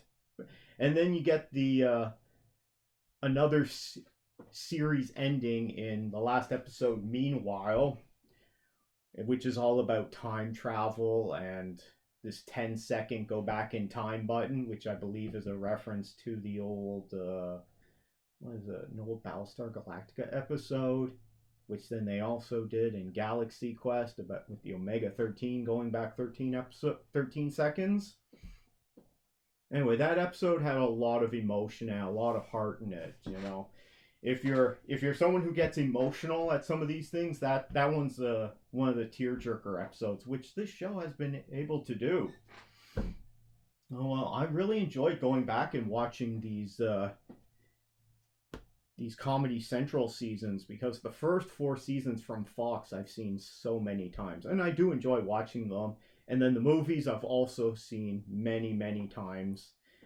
And then so these ones I've seen the least because they're also the newest. And then now we got the new season on Hulu, which I'm loving it. What do you guys think of the new stuff on Hulu, Disney Plus, season 11? Is it good? Is it bad? Do you have any thoughts on these last 4 seasons from Comedy Central? Back around 2010, I think it was. Hold on, let's see what. 2008 to 2013. Jeez. Anyway, let us know your thoughts on Futurama down in the comments below. We always appreciate anyone who gives us a like or a comment there. Moving into our next review. Christine, I'd like to talk just for a couple minutes about this new book I just finished reading, Star Wars Thrawn Alliances. You were suffering through this one a bit. Well, I'll let you have a look at it there. This is the second book of the first Thrawn trilogy. of the Not new. to be mixed up with Thrawn. No, I'm not a big fan of Thrawn myself. So, I mean, Thrawn's a really interesting character, and this is the second part of the trilogy. I did another one on the first one, simply titled Star Wars Thrawn. This one started out really good. Yeah, I mean, it started out really well. So it starts out with Thrawn has to go meet with the Emperor again, and it's in the same kind of time period. Mm-hmm. It's in between Revenge of the Sith and it's almost 500 pages. Holy. It's not that big. It's in between Revenge of the Sith and original Star Wars, A New Hope. Okay, so it's in that time period when the Empire's building up and they're taking over everything. Thrawn gets assigned this assignment by the Emperor, who he has sworn allegiance to in the previous book. Right. And he has to go, and there's been a disturbance in the Force that the Emperor has sent. So he sends him and to go with Vader, and they have to go and take care of this. Okay, so this is Vader is Vader. Okay, this is like after. Yeah, this is Darth Vader. Okay. So he's they have to go and team up, and they hate each other. But they're in command at this point. Yeah. Everything. So this is Grand Admiral Thrawn. He's risen through the ranks, and he's in charge of this military operation. But of course, Vader's not going to take orders from him. No. So it starts out quite well, and there's this interesting thing. They have to go out beyond the Outer Rim into the unknown parts of the galaxy. The Delta Quadrant. Sure. Okay. So they have to go out there. It starts out really well because it's interesting and how they're fighting with each other all the time. Mm. But there's two storylines. It's now, but there's also then, back in the day. Oh yeah. When I don't really like it. Thrawn has to team up with General Anakin Skywalker during the Clone Wars. And it's during the last part of the Clone Wars. Okay. Ahsoka has left the Jedi Order. And so Anakin is, he's got his secret wife. And so Anakin has to go out into this area, same places. What is he doing? He's going to look for Padme. Always, this seems to be always the thing with this character. He doesn't know where she is? She's gone out there to deal with some stuff and find her old friend, and now she's gone missing. So this happens with this character a lot. I'm not really a big fan of that character. They don't seem to... Padme? Yeah. Basically... I'm not a big fan either. The way that she's used, she's just there to be rescued a lot of the time. And she dies of a broken heart, which doesn't make any sense. Yeah, that wasn't written very well. Hysteria. Sure. I mean, they could have just said it was complications from the birth. Would have made more sense. I know, but it makes women look weak. Anyway. It's not a good character. So Anakin Skywalker has to team up with Thrawn back during the end of the Clone Wars. And so then there's this juxtaposition between, Thrawn teaming up with Vader and Thrawn teaming up with Anakin Skywalker back in the past. Anyway, it starts out good, but it devolves into just kind of villain of the week first two seasons of Clone Wars, where there's no stakes for these characters because they're what's going to happen to them later on. Right, they're going to survive. And so why are we going on this dumb adventure, right? Yeah. There isn't a lot of character development. There's, lessons, I guess, but you have to get to the end of the book. So I got about a third to maybe a halfway through this, and I'm like, oh, God, this is just not very good. The stuff with Vader and Thrawn is quite interesting. Although, I mean, nothing's really going to happen to either of them. No. They both hate each other. Something does happen to Anakin, I suppose. Well, yes, but not dealing with Thrawn. And I'm going to spoil this. So in the end, Thrawn Thrawn reveals to Vader through a conversation in the epilogue at the end that he knows he's Anakin Skywalker. And Vader just is denying it. He's like, Anakin Skywalker is dead. Oh, that's what they all say. Okay? Which is an empty gesture. But Thrawn understands and he knows, right? Well, He's figured it out. But in the Jedi Sith world, he is dead. Yes. I Yes. guess that's the thing. Yeah, right? Vader killed Anakin Skywalker, as they say in in their Jedi with their their superior linguistic abilities, right? They're always it's got to be a British thing. Video killed the radio. This one wasn't as good as the first one. I'm hoping that the next one is going to be better because the next one is Thrawn, Star Wars Thrawn Treason. Okay. Okay. So that comes. So same author, Timothy Zahn. I mean, Thrawn's a really interesting character, and what's he like? He doesn't show a lot of emotion. He's very calm and measured and very perceptive and observant. So anytime someone does something, like even micro, what do they call them? He's perceptive. Micro movements.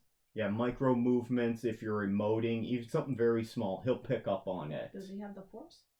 No, it doesn't seem like his species. We actually learned something in this book about his species, the Chiss, and they have their children can be strong with the Force, but as they get older, they lose that ability. But they gain the perception, probably. No, that could just be him, right? We don't know if that's all of his people, but he's extremely smart. I mean, he doesn't necessarily have superpowers or anything. Like, he doesn't have extraordinary strength or anything. Right. Like, he doesn't have the strength of a Wookiee.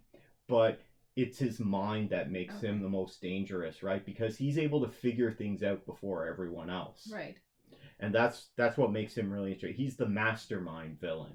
Okay. And he's not necessarily... He has his loyalty. He's sworn loyalty to the Emperor and to the Empire. But he also has his loyalty to his people as well. The Chiss. And so this book deals with a problem that he believes is a threat to both of them. And Vader's fighting him. He's like, this isn't a problem for the Empire. Okay? We shouldn't be spending and he's fighting him with it. He's like, we're not going to, spend Imperial resources on this. Okay. This one was a bit tough 500 to pages get through. Slog. It's like 450. 475.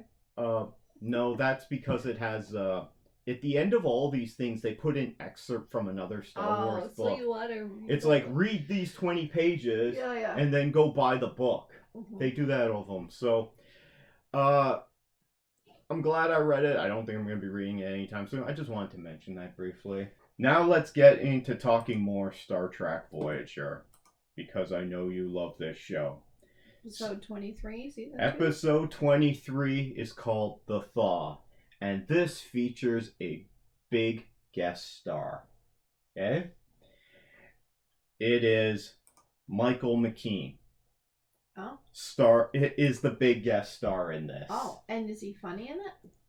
No. He's actually really annoying. Oh. I guess he had a fun time playing in this role, but whew. He was so funny in Good Omens.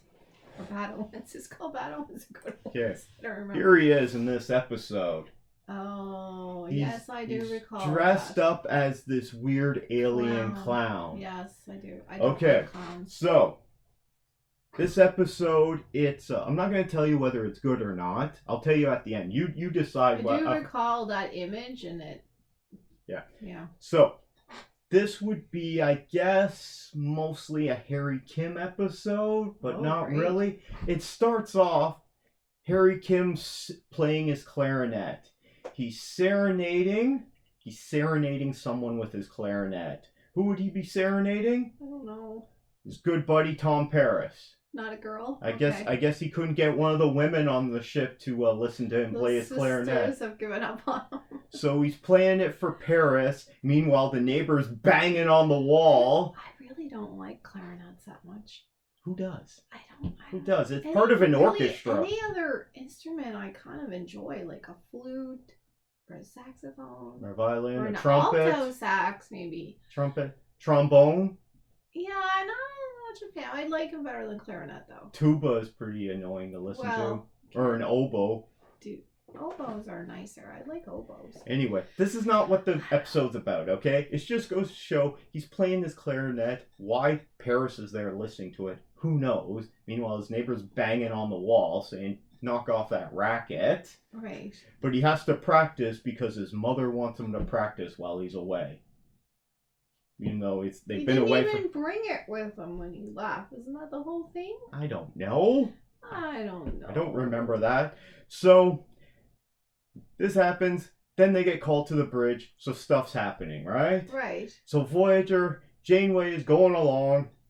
And she gets called to the bridge. And for some reason, Neelix is sitting in her chair on the bridge at this time. I'm like, what the hell's he doing there? Shouldn't he be cooking in the mess hall? To be every officer on this But he's ship. supposed to be feeding the crew. He should be busy. Not. He's got they use him for everything. Okay, so they go to this planet. Planet's dead.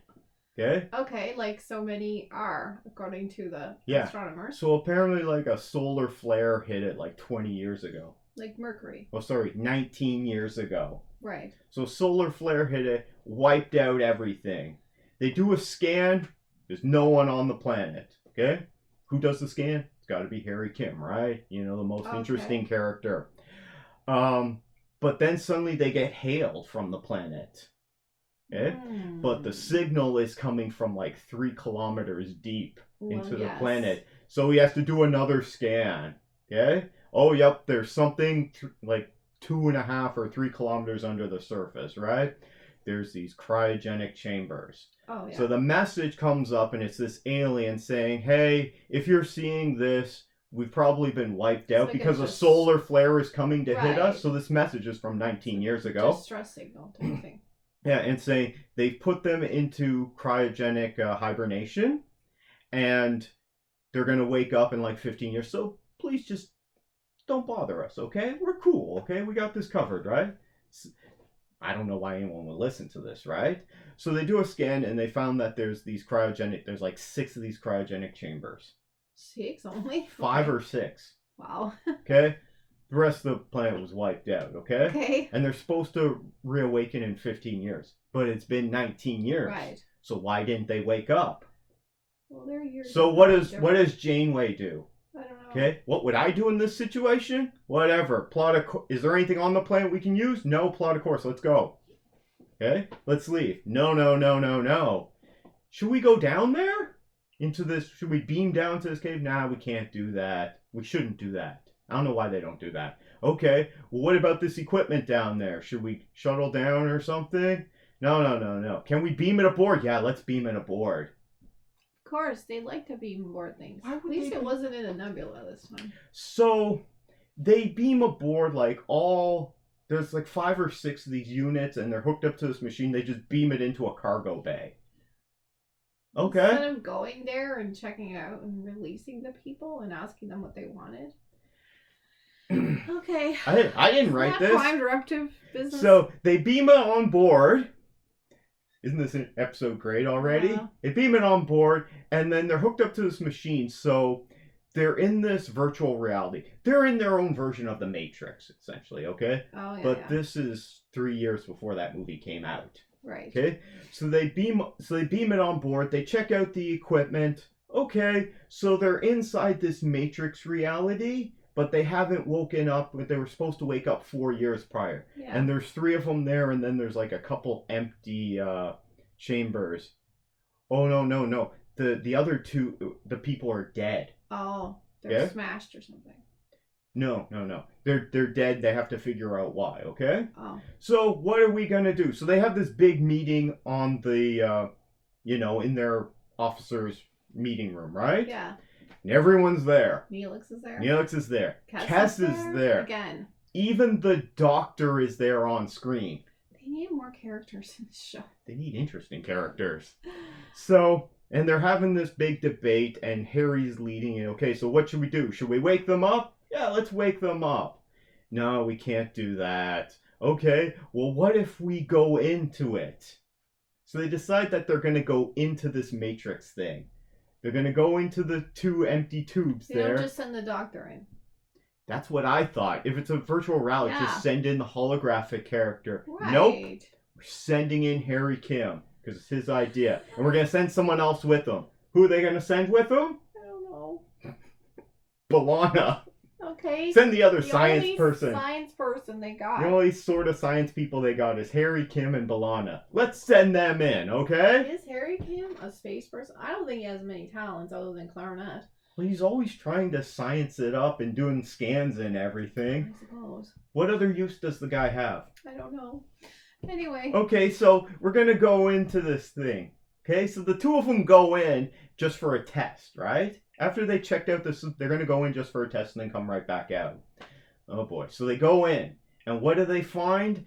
There's like this weird carnival music playing. Oh, yes. And there's all these people in their unitards. They go into a Cirque du Soleil production. Great. Oh my goodness. That would be hell. Yeah. Worse than hell. Yeah, it is hell. And they're just dancing around and everything.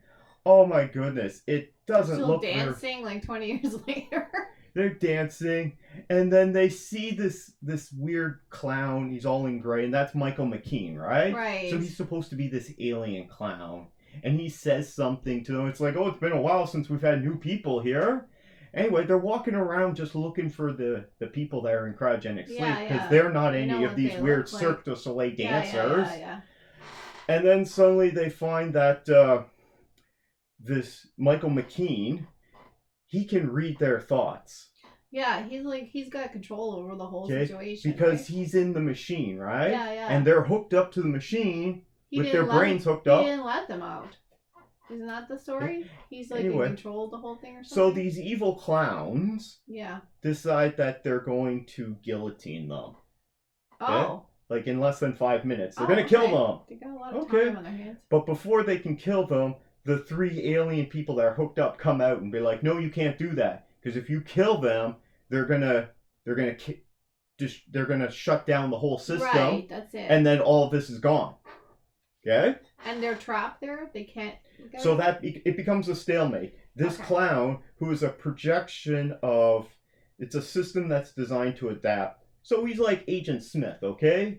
Mm-hmm. He's Agent Smith. He's not a real person. He's part of the system. But he's sinister, right? Yeah. He's sinister. Does he have sentient life? It's kind of vague on that. He's an AI. So they decide that, okay, we're not going to kill them because they'll shut down the system, but now they're prisoners here forever. Right? Because they decide to get into these cryo tubes. You know, genius on their part. Anyway, so they decide that what's going to happen is if they don't get them let out, the captain is going to do something, and she could shut it all down. Right. So they said, okay, we'll kick B'Elanna out, and, so they can start talking, right? So the crew meet again, they all talk about it. Okay, so what are they going to do now? Now they decide, now they have some inspiration. They send the doctor in to talk to this guy. Finally. Because he's a program, right? I know. So they send the doctor in, and Michael McKean's all pissed off because he can't read his thoughts. Yeah. I do remember this, I think. Yeah. Great episode, right? Well, hell episode. So Harry's stuck in there, and Michael McKean is like, no, I'm in control here. Right. And these 3 people, they're just like depressed because they've been there for years under this crap, right? Dealing with this. And this Cirque du Soleil with people dancing around. I'm like, oh my goodness. Oh, it'd be so... Surprised they haven't killed themselves. Could never rest. Yeah. What happens is they come up with a plan, and they're going to distract him. They're going to distract Michael McKean while they sabotage the system and get him out. Right? Right. Doesn't work. Yeah. Okay? They go through this whole thing, and in the end, it doesn't work, so the clown wins, right? Yeah. Okay, so then they decide... So he wins, and he's celebrating, and they're just dancing around, because they were deleting, like, the characters and parts of the simulation, like, one at a time. Yeah, but he has a lot of control on that. Yeah, but he catches on and then stops them. Mm-hmm. So what they do then is they send the doctor back in while he interrupts his celebrating, right? And they say, okay, you release all 3 aliens plus Harry Kim. I would be like, just keep them. I don't care. Another opportunity to get rid of Harry Kim. Yep. Could have gotten rid of Harry Kim again. But they said, okay, you release all 4 of them. Okay, because first they offer to say, we'll just set it up with an artificial mind, so you can just exist here in this thing forever, right? He's like, no, that doesn't work. That's not going to work. Okay, sure. So instead, they send in the doctor, and they're going to, in order to release everyone, they're going to trade Janeway. She's going to hook herself up to this, right? Okay. Because this clown is essentially, they realize this clown is created from their fear. Okay. Yeah. Okay. So this is fear, and she's horribly like, wrong. what does fear want? Yeah. Okay. So she hooks herself up to the thing, scans her mind. Okay. And then once that goes ahead, and then she appears in the system, they're like, okay, you guys can leave, right? Because he's happy. He's got this captain that he's been fighting with now for this episode. And in the end, what they realize is that she didn't actually go into it. Okay? She just scanned her brain and put a holographic representation of her in her mind. She didn't actually go in there. She's not in stasis. No. Okay? She apparently, okay, so she's not that dumb, right? And so she beats fear. And then they shut it down. Yay. Yay! What do they do with these 3 people? Yeah. We don't know. It just goes to credits. I don't know. They just send them back on this planet, or they just get rid of them later on. Who knows? And did you think that was a good episode? I do remember it. And I remember hating the clown. It's called The Thaw. This is a bad episode. Well, it's bad. It could have been so much better. And they got Michael McKean in it? Yeah, I do remember him as a clown. I mean, he's very he's irritating. doing it. Yeah, he's really annoying. Yeah, but yeah. Okay? I mean, it just... I'll put up some they pictures could on the take those screen, people but and man, make them like executive officers on the ship. like, look at this. I do remember. Yeah. Okay. That. This was a bad episode, and I don't recommend checking out season 2, episode 23, The Thaw. Oof. Well, that was another exciting episode of Chakotay's Odyssey, featuring the adventures of Janeway. It's now time for our famous segment, The Power of Family. Okay. Not starring Dominic Toretto. Do it quickly, because I don't. No. You didn't watch this with me, so you gotta listen to this now. I'm not interested in any way. Fast and Furious Tokyo Drift. Oh, that has a great score. It currently has a score of 38% rotten on Rotten Tomatoes and a 69% audience score. Well, you were watching that down here. I was upstairs watching the British baking show, which I really enjoy, and I was doing my crocheting and my wires work, and I was having such a good time. So that's why I did not want to watch it. You missed out, okay? Sure, so even though this doesn't star Dominic Toretto, and it doesn't star Paul Walker either. Doesn't star anybody? Is this about so the cars? It stars Lucas Black. Now, I'm not familiar with his work that much, but it's got Lucas Black in it. It's got Sung Kang in it. He plays Han. He's a popular character in this franchise, okay? It also has... Because they're in Tokyo, I suppose. Bow Wow. People from Tokyo. Okay. It's got a young Bow Wow in it, if you know who that is. Sorry. Okay. So this movie from 2006... Yeah. Never seen it before because I haven't seen most of these Fast and Furious movies. You still should have watched this week with me. So it starts off, Lucas Black is walking into a high school there in the U.S. I'm guessing it's in California, but it's not clear, right? He's walking in and he's walking in through the metal detectors because it's a high school in the U.S. So immediately gets pulled over for further screening. They gotta scan him, right? He's got so many sets of keys in his pocket. Well, really, he looks like he's going on 30, okay? Right. Shouldn't be in high school, okay? Maybe a teacher. Anyway, I think he's in his early 20s at this time, but you can tell, like, he's clean shaven, but he's still got the peach. You can see the outline of a beard, right? Okay. This guy is not a teenager at all. And I think he's supposed to play a 17-year-old because they mentioned that he's not 18 yet, right?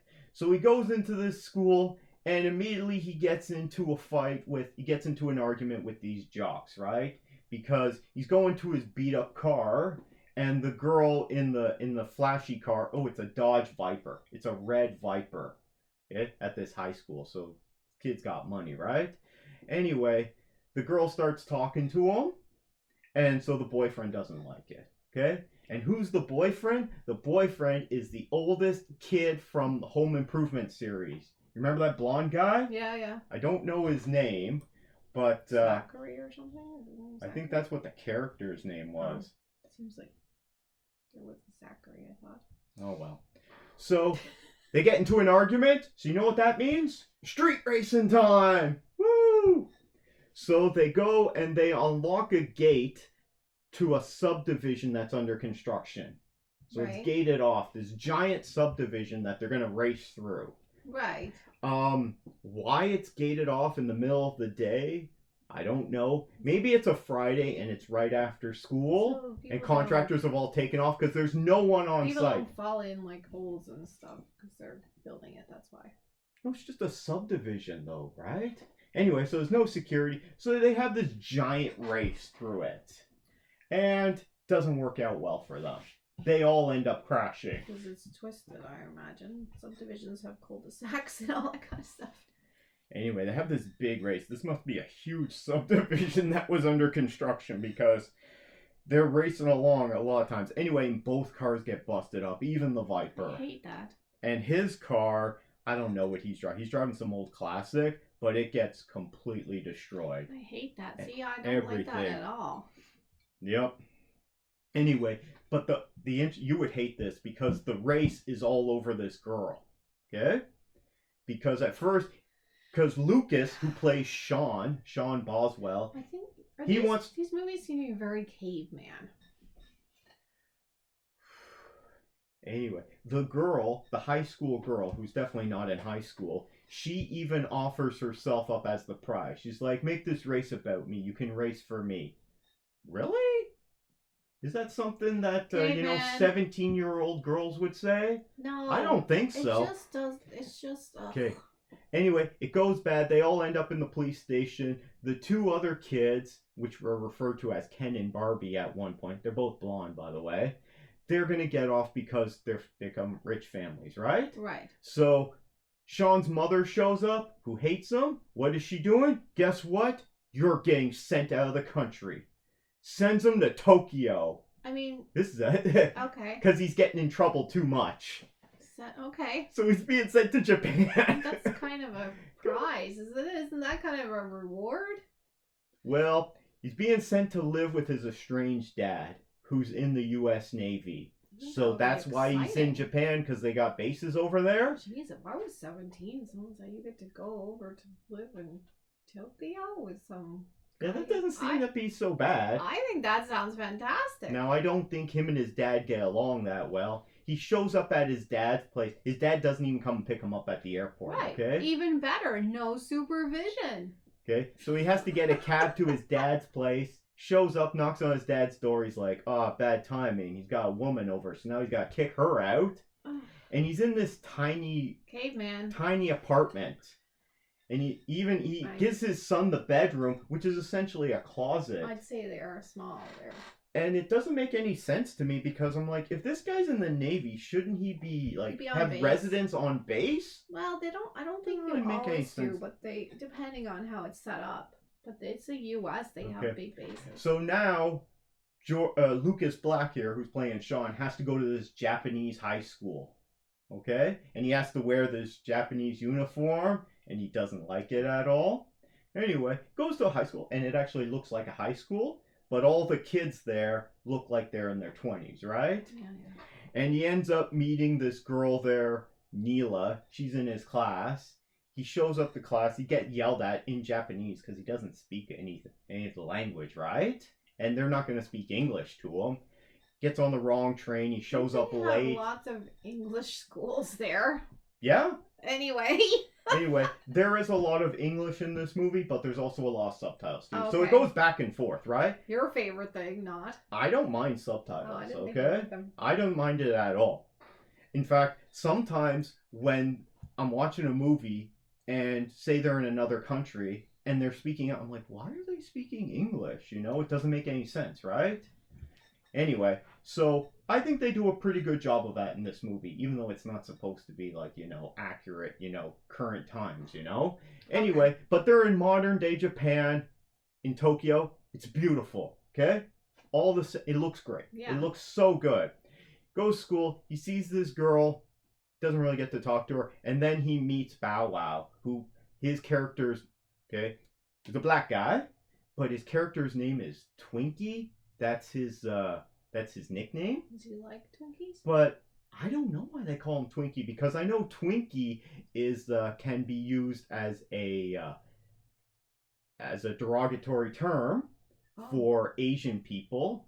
Okay, yellow on the outside, but they're white on the inside. Never heard of that. Essentially I means would they act say, like white people. 'cause it's an American confection. They just like he's an American, Anyway, so they just pick that. So Bow Wow, he's the guy who just goes around selling stuff all the time.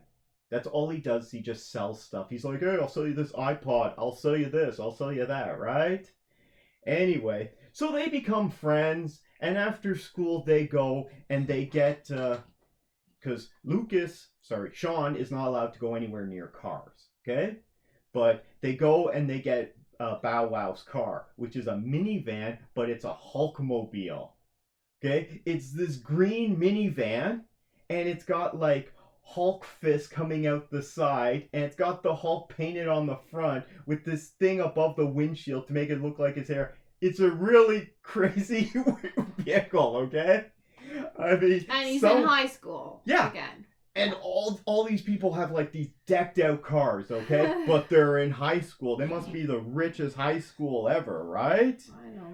Yeah. Oh boy. We certainly So had cars they in get high the school. Hulkmobile, and then he takes them to a parking garage where there's this giant party going on. So all the kids plus a bunch of adults are there in their 20s, and they're having this giant street party, but it's in a parking garage, so the Sounds cops like the don't find last them. one, big parties. Yep, you gotta have the big parties and show off your cars and everything. Yeah, and the women don't wear much. No. And that's where we first meet Han, who's a big character in this series. And we Okay. also meet the villains. There's DK, Okay. okay, which stands for Drift King, Okay. because he's the king of drifting, right? And he's got a henchman there. I don't know what his henchman's name. I just call him the henchman, right? Drifting is when you sway into the turn. Is that It's when you skid, okay, on an angle. into okay? the turn? Yeah.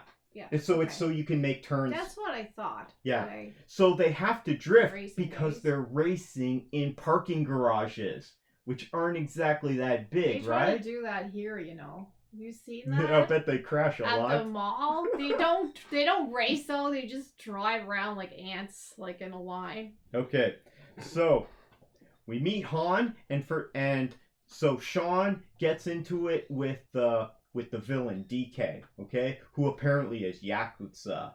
Now he's not in high school, but he's either a dropout or he's just older than high school. I mean, the guy looks like he's 25 going on 30, right? But Yes. they get into it, and so they're going to race. But he doesn't have a car, right? Sean doesn't have a car. He has to take transit everywhere.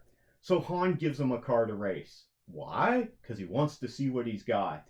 So they have street racing time again. So they have a drag race through the parkade, and where they have to drift, but Sean can't drift at all. He can't skid.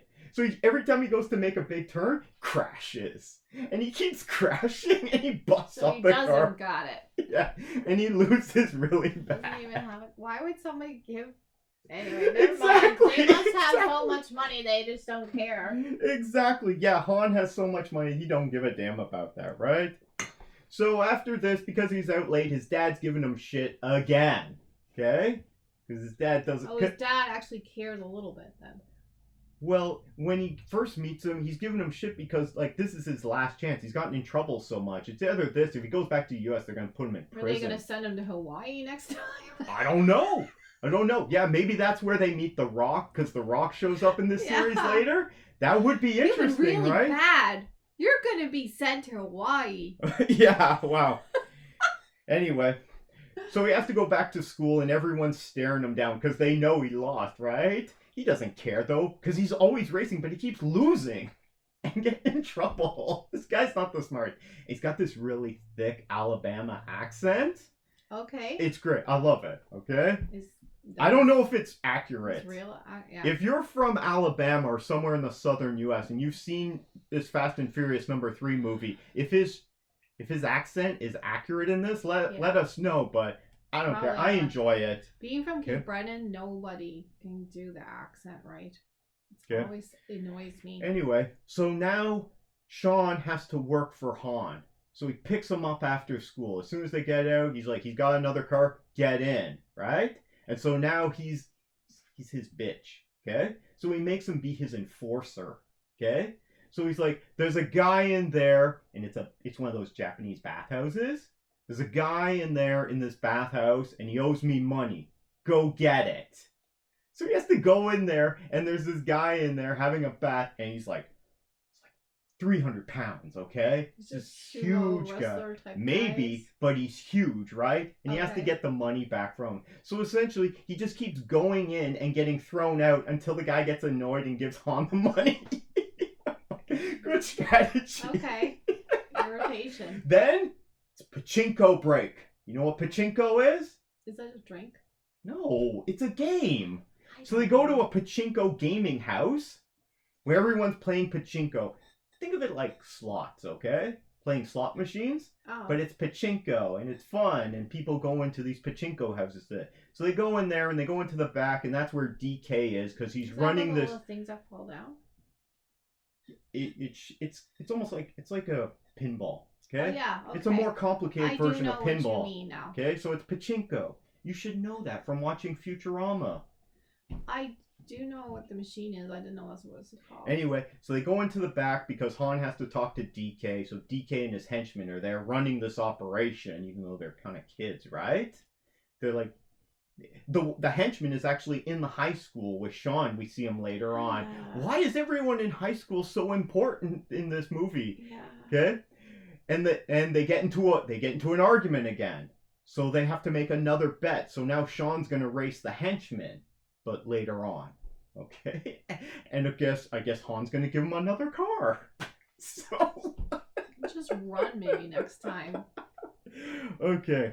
So and then Sean has to leave, and he has to use this like really big green Japanese payphone to call his dad. Let him know, yeah, I'm staying late after school. Then Neela's going into the pachinko place, probably to see DK because they're a couple, right? And he talks to her, but he's not supposed to be talking to her. Again, they're all in high school and they're out late at night. No one cares where they are. Yep.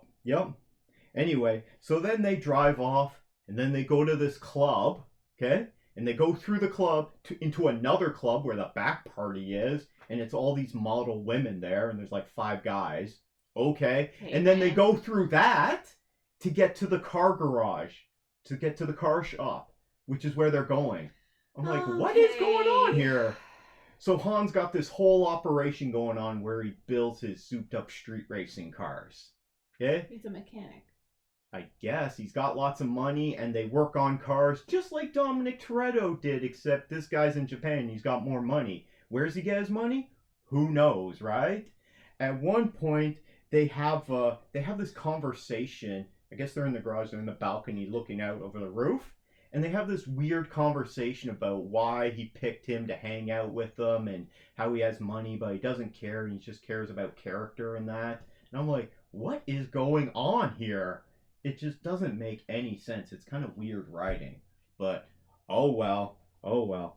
Anyway, so they have that. And then Han, he shows Sean how to do the drifting and to like impress these 2 women in this other sports car. I'm like, but you never see them again. So I'm like, what is this? It's just to do a stunt. And they're just constantly just doing these donuts around this car. Garbage. Okay? But now it's montage time, okay? So now Sean has to learn how to drift. So where they go to teach him how to drift? The pier. Okay? Oh, so you end up in the water. And he keeps crashing into like lobster tanks and like fishing gear and stuff on the pier.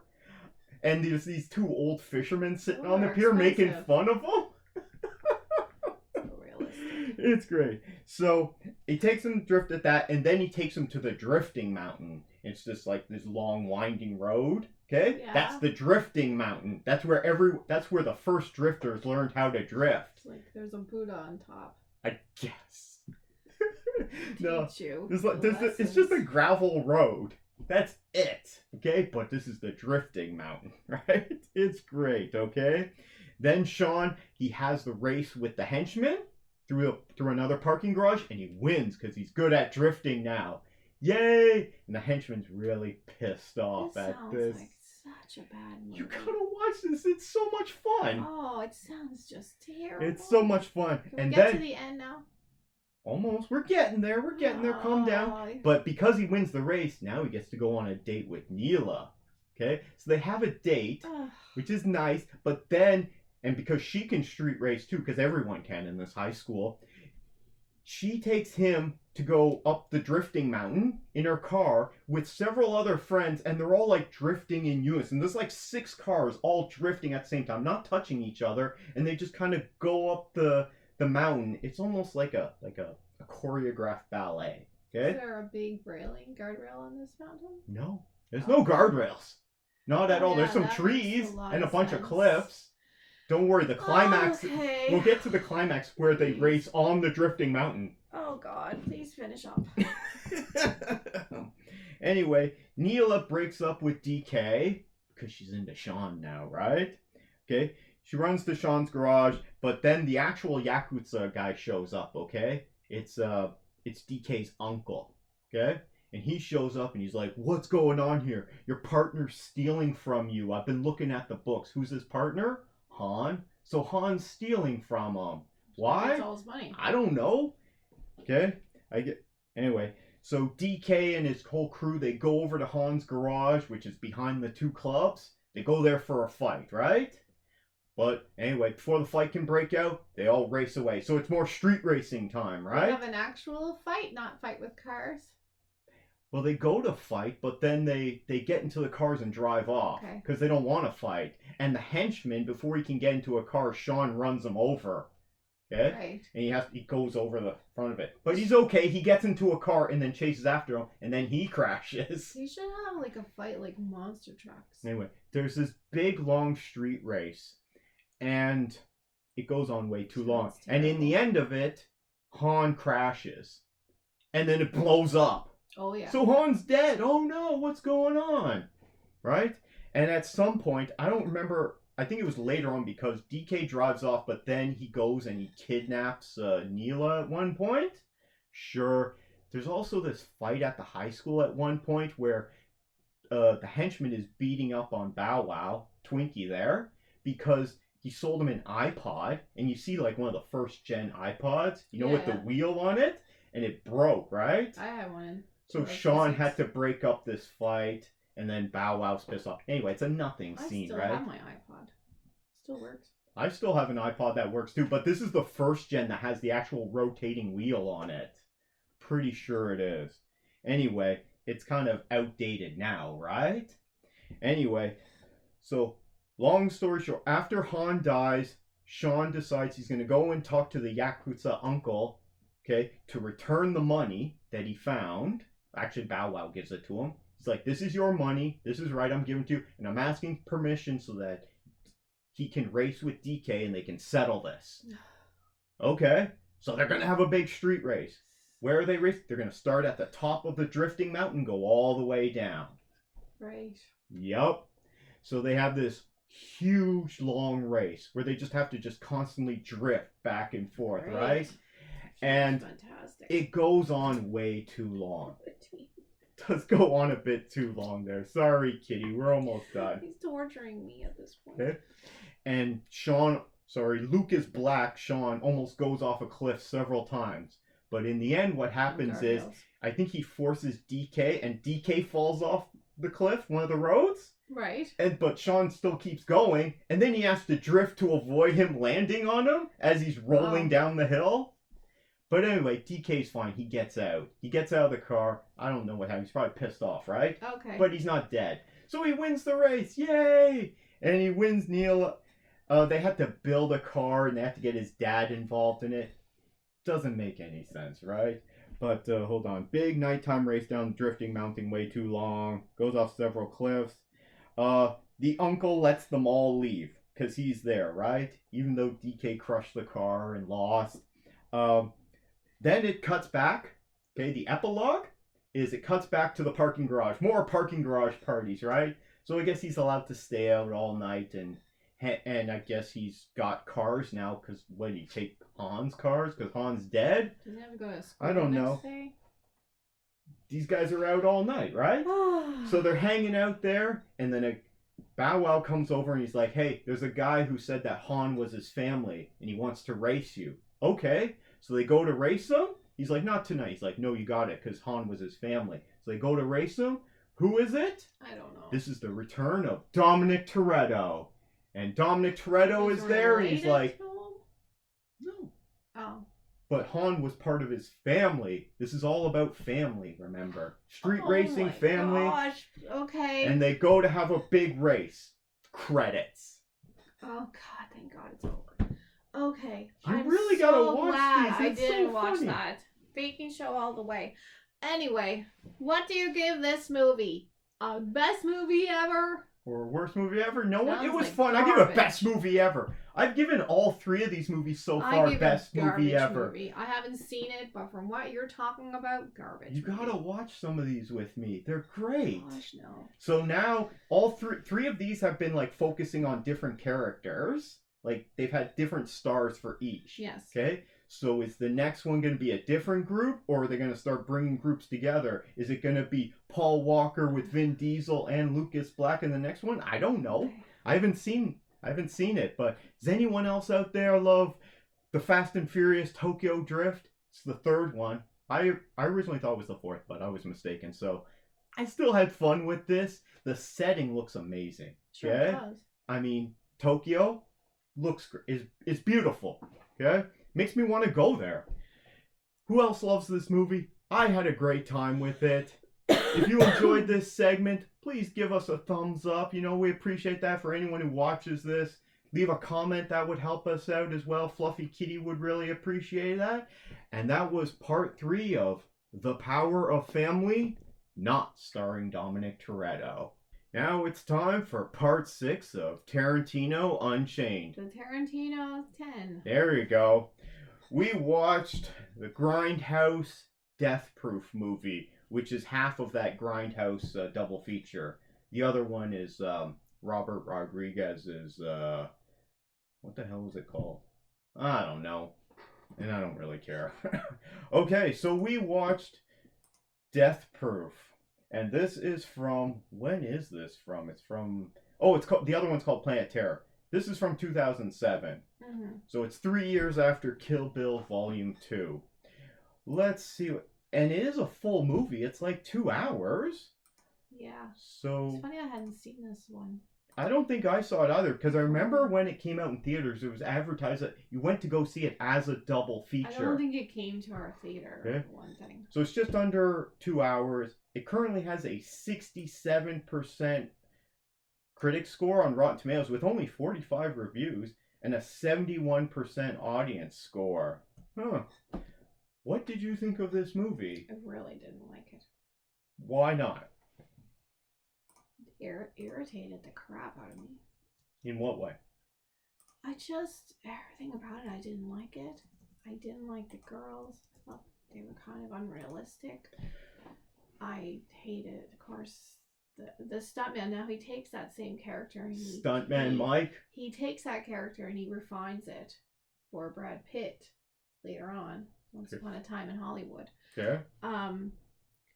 Yeah, I just really didn't like it. I thought it was way more about vengeance against or killing young women than it was about them getting their comeuppance. Because they really don't get the comeuppance until the very last little bit.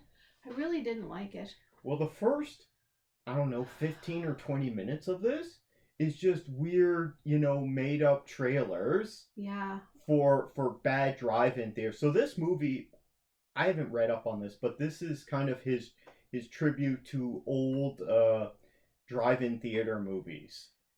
And so the first bit of it is all these fake trailers. There's a couple of them, and then there's a fake commercial for drive-in theater food, and then there's feature presentation, and it goes on for way too long. Way too long. Yeah. And they make it look as if it's done on film from back in the 60s or 70s. But it's inconsistent as well. I did like when it said scene not found or whatever. I did like. Oh yeah, it said that reels were missing. Oh yeah, there's supposed to be a lap dance. I did like that. And then it's like reels missing, jumps ahead. So it's like, you don't get to see this.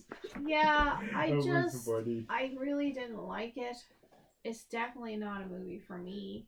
Okay, so this had Kurt Russell in it. I mean, he's good in it, but... Yeah, so I don't remember... This was kind of... I haven't seen Kurt Russell in a lot of things in the last 30 years. I mean, he was doing stuff lots in the 80s and a bit in the early 90s. But then he kind of retired. He got married to Goldie Hawn. They had a kid. He's acting now. So why he came back to do this movie, I guess because Quentin Tarantino wanted him to be in this movie. Man, you see the hair on him there? I don't know if that's a wig or not, but damn. See the hair on him there? So it stars Kurt Russell and Rosario Dawson, but you don't see Rosario Dawson for first there's the opening there, that 15-20 minutes. Yeah. Then it gets into the movie and it's following these young women that Kurt Russell, stuntman Mike, goes after. I don't know if you've seen him yet, but he's going to be in your Fast and Furious movies. Oh, yeah. I mean, we just saw Kurt Russell in Guardians Galaxy Volume 2 a few years back, right? And he was great in that. I mean, he's sort of retired. He doesn't have to work. Chicken. He's just like 10 years younger than my mom. Yeah, well, he was really big in the 80s. He did tons of stuff, so I'm sure he doesn't have to work. So I'm guessing he's got tons of money from all his work and collecting residuals. So, but if Quentin Tarantino asked him to be in this movie, he did it. His character is rather one-dimensional. Because he's Stuntman Mike, and he has to call himself Stuntman Mike all the time. Yeah, we really don't. And he wants to pick up women at this bar and then kill them in his death-proof car. He just wants to kill them. That's all he wants to do. Yeah, what's his motivation? Yeah, I think we need a little bit more. But I just really didn't like it. This is definitely the worst one for me. So far? In so many ways. Because before you didn't like, your worst one was Kill Bill Volume 2. So I guess this is below that. I guess. Oh, yeah. Way below. Yeah. I really didn't like it. This was probably the worst one for me, too. Rosario Dawson, who plays Abernathy, she's good in it. And her and her friends, their dialogue, the dialogue was good. I have no problem, really, with the dialogue for any of them because Tarantino's really good at that. I didn't really think any of the girls were believable, their interactions, and that they left their friend alone. That's not what you do. You would never do that. I don't think that blonde lady was their friend in the first part of the movie. No. In the end, they left their friend with this hit guy. Yeah. Selling the car. Oh, yeah, Carl. Because they take the car. Why did the two of them should have stayed? Yeah, so that was Mary Elizabeth Winstead. Yeah. Who is in Ahsoka right now. But I mean... And she's this ditzy actress. I just didn't think it was believable. I think maybe it was trying to have positive women vibes, but to me it was hate women vibes.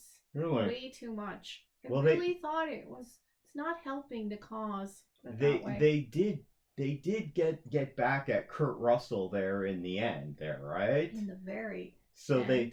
They run him off the road and then they beat the crap out of him. They kill him. Yeah. But I mean, that didn't make sense either, because these are career women and stuff. They're not murdering women. Are they? They're in their early 20s. Movies. And they are talking about their jobs and everything. It's important to them, and then they go kill this guy. It just all the motivations for me were off. Yeah, this movie, the story doesn't make any sense. So they go take this guy's car for a test drive, and it gets completely smashed up. Not that that's their fault that this guy attacked them. That's also a crime, but anyway. The whole time I'm thinking, I'm like, they're smashing up this guy's car. How are they gonna pay for this? They're gonna give them their car? They're not broke women, but they couldn't be helped. But the fact that they keep going, yeah, it doesn't make sense. It's not like they're criminals or anything. These are like working ladies who have jobs. They have jobs, but they don't have tons of money. Anyway, Zoe Bell, who plays herself, and she wants to get in this car and hang out, and they drive down the highway, and she wants to be on the windshield, on the front hood, hanging out, and just holding on to these belts. Like that. I didn't find that very believable, but well, maybe there's some crazy girls out there that want to do that. But the fact that they left their friend behind, that really bothered you? Yeah. I think that was supposed to be just a joke. That would you never do that. Like, that's just girl code. You would never do that. Mm-hmm. And it's just, I just didn't like it at all. I didn't like anything about it. Yeah. We seem to be in the minority in terms of these ratings. I really didn't like it. There wasn't anything overly exciting about it. There wasn't anything really interesting. Yeah, the dialogue was fine, but this was just kind of, to me, this was made as a bad drive-in theater movie that you just go see with your friends in the drive-in theater. Of course, we don't have those anymore, because why would you? We did back home. I think it's just closed. I enjoy going. I don't like drive-in theaters. They had those theaters. Old commercials until recently. I don't know. I haven't gone in a little while. I know there was. I don't understand why people are always, going on about they want drive-in theaters to come back, but they were fun. But people haven't gone to them in years, and there's a reason why. And people went to them. I mean, even I've talked to people in recent years that they want to be able to go back and go to the video rental store. Those were terrible. I don't want to. I don't have nostalgia for any of those. I don't want to do that. But the drive-in is fun. You just never went to a fun one. I've been to several drive-ins there, and I'm like, I don't miss this. I mean, people don't even go to the theater now. Most people don't go to the theater. You got 3 movies in one night, and it was fun, and you could talk during the movie in your car. It was really fun. I don't know why. Anyway, if you go by yourself, it's probably not fun. Anyway, I don't think it's still operating right now. I know there were some issues with it, but everyone likes it there. Yeah. But they went out of business. No, there was issues maybe with the land. I don't know. There was some issues, nothing to do with the business. Anyway, I like going. I know, say, when we used to live in Northern Alberta, there used to be one there, but it's not feasible to have one there because it doesn't get dark until midnight. Well, in the summer, people couldn't stay up late. So, yes, it's not feasible in Northern Alberta, and then you're freezing in the winter when it is dark all the time. So, I could see how that's not a good business, but it is fun. Anyway, we're off on a tangent here, but any final thoughts on this? What kind of rating would you give this? 46. I really hated it. You didn't like it, huh? I hated it. I didn't even want to finish watching it. Yeah, this one's kind of the worst Tarantino movie for me so far. So I'm giving this a worst movie ever. No, this one just wasn't for me. And I don't want to just sit here ragging on it and talk about the things I don't like. But it's got Kurt Russell in it. It's got Rosario Dawson in it. It's got Mary Elizabeth Winstead, Zoe Bell. It's got a bunch of other people. Nothing wrong with the cast, but it's just not good. I didn't like it. Yeah, the writing... The story wasn't that great. And I think it was meant to be that way, it's got Rob Zombie in it, too. No, Rob Zombie directed one of the fake trailers at the beginning. That might have been a more interesting movie. Anyway. That didn't look good to me either. They all look bad. I don't know. It's just not my thing. Yeah, not really for me. But, I don't know. Let us know what you think of Quentin Tarantino's Death Proof movie, which isn't even really a full movie.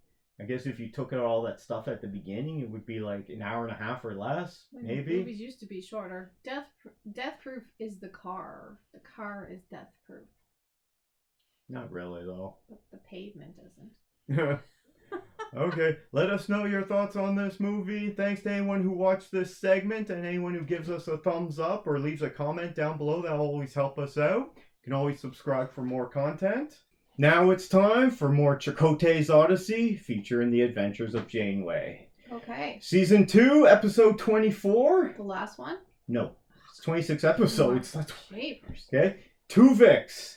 This is the episode that was recommended to us a long time ago. With Neelix, Tuvok. Yeah. Tuvok and Neelix end up merging into one being. Mm-hmm. So it starts off, you got Tuvok, and you got Neelix, and they're both down on a planet, and they're taking samples of vegetation. Right. Because they got to get food and supplies, right? Anyway, and they're both annoyed with each other. Is this a transporter accident? Yup. How'd you know?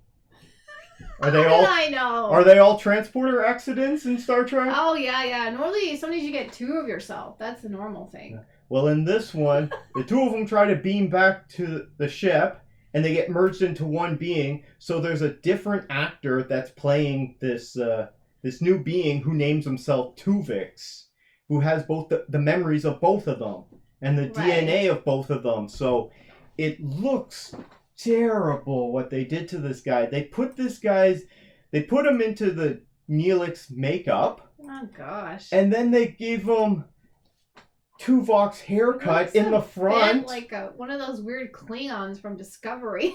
And then in the back, he's got long strands of hair. Oh gosh. It doesn't look good. A little bit like Samuel L. Jackson in that what was it called? That movie. Jackie Brown? Anyway, it's a weird look. Oh. So they get merged together, I guess because Harry Kim was in charge of the transporter. This is his first job. He doesn't know how to do everything yet. Yes. But somehow they give him giant responsibility. Like. Yeah. So Harry Kim says that it's good, and it's like, okay, sure, beam him up. Oh, it doesn't go so well. Transporter accident, as you said. Yes. So he walks over to sick bay. So the doctor's there and has to check him out, and he's flabbergasted. Janeway shows up after we just saw her on the bridge there, and she's flabbergasted. She's like, "What is this? I've never seen I've never heard of this. There's never been a transporter accident before in the history of Starfleet, according to her. Okay, never been one of these transporter accidents. Oh, really? So." If you're saying if this happens in other series like original Star Trek, Next Generation, Deep Space Nine, we have two Boimlers. There's like an evil Boimler and a regular Boimler. But I think Stargate Atlantis did it the best. That was really funny with Rodney. Sure. It was the best one. It was hilarious. He got merged with this woman that he always argues with. They became one person. So the person who's really upset about this, is Cass. Okay. She's very upset because of Neelix. They gotta put Hess in every episode, so they gotta do something with her. You know, Jennifer Lean, she didn't deserve this bad writing. I mean, it's mostly her and this Tuvix guy because it's a guest star. Their relationship is not well defined. We never see them together, very rarely. Doesn't make much sense. But she's very upset by this and kind of wants to keep her distance from this guy. Gross. So this guy is now a third personality, so it's a third person. And they discovered that something about these plants they were collecting.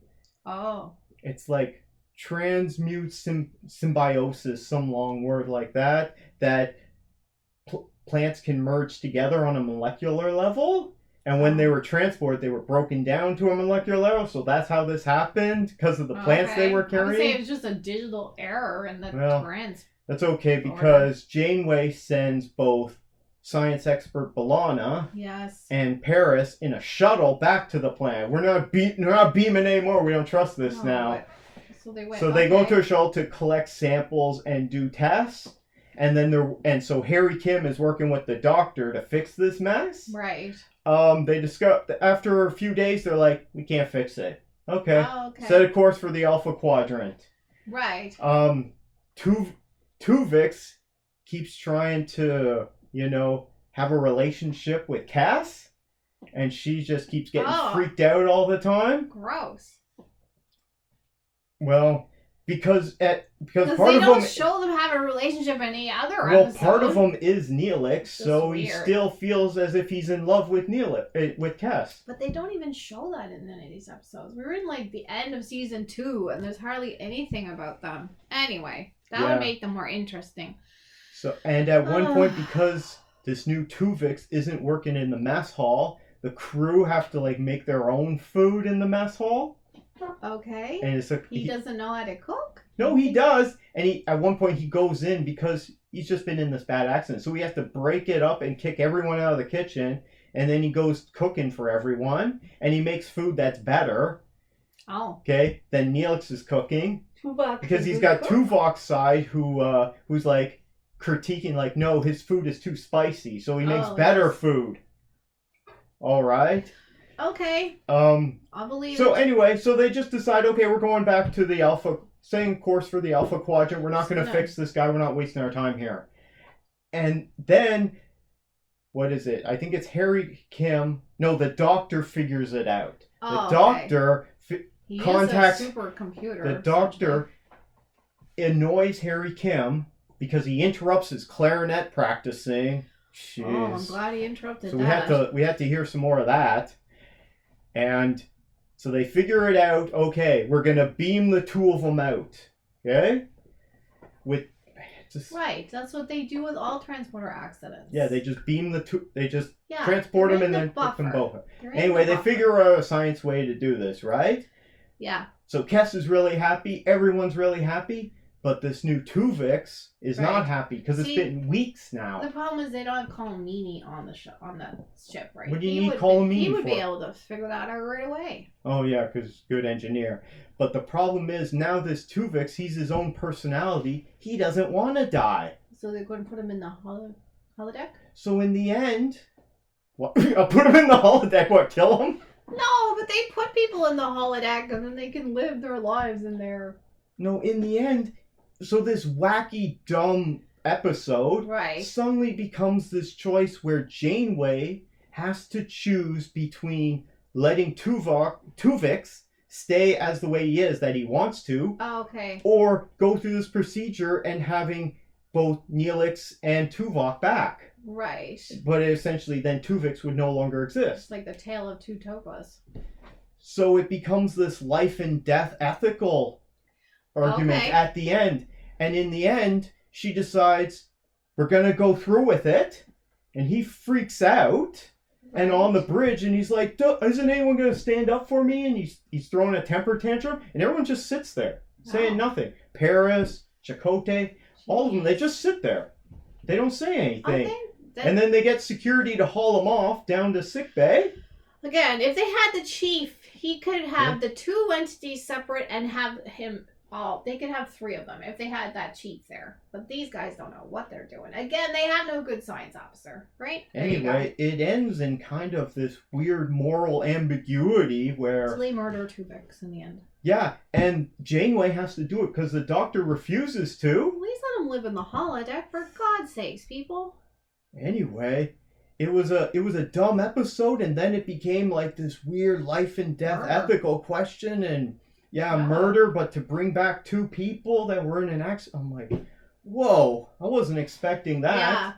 So if you want to see some weird Voyager, this is definitely the episode. I understand now why this was recommended to us all those episodes ago, like after we watched the pilot. On Lower Decks, they all go to this place like for people that have got all these weird mutations and everything. It's like a spa.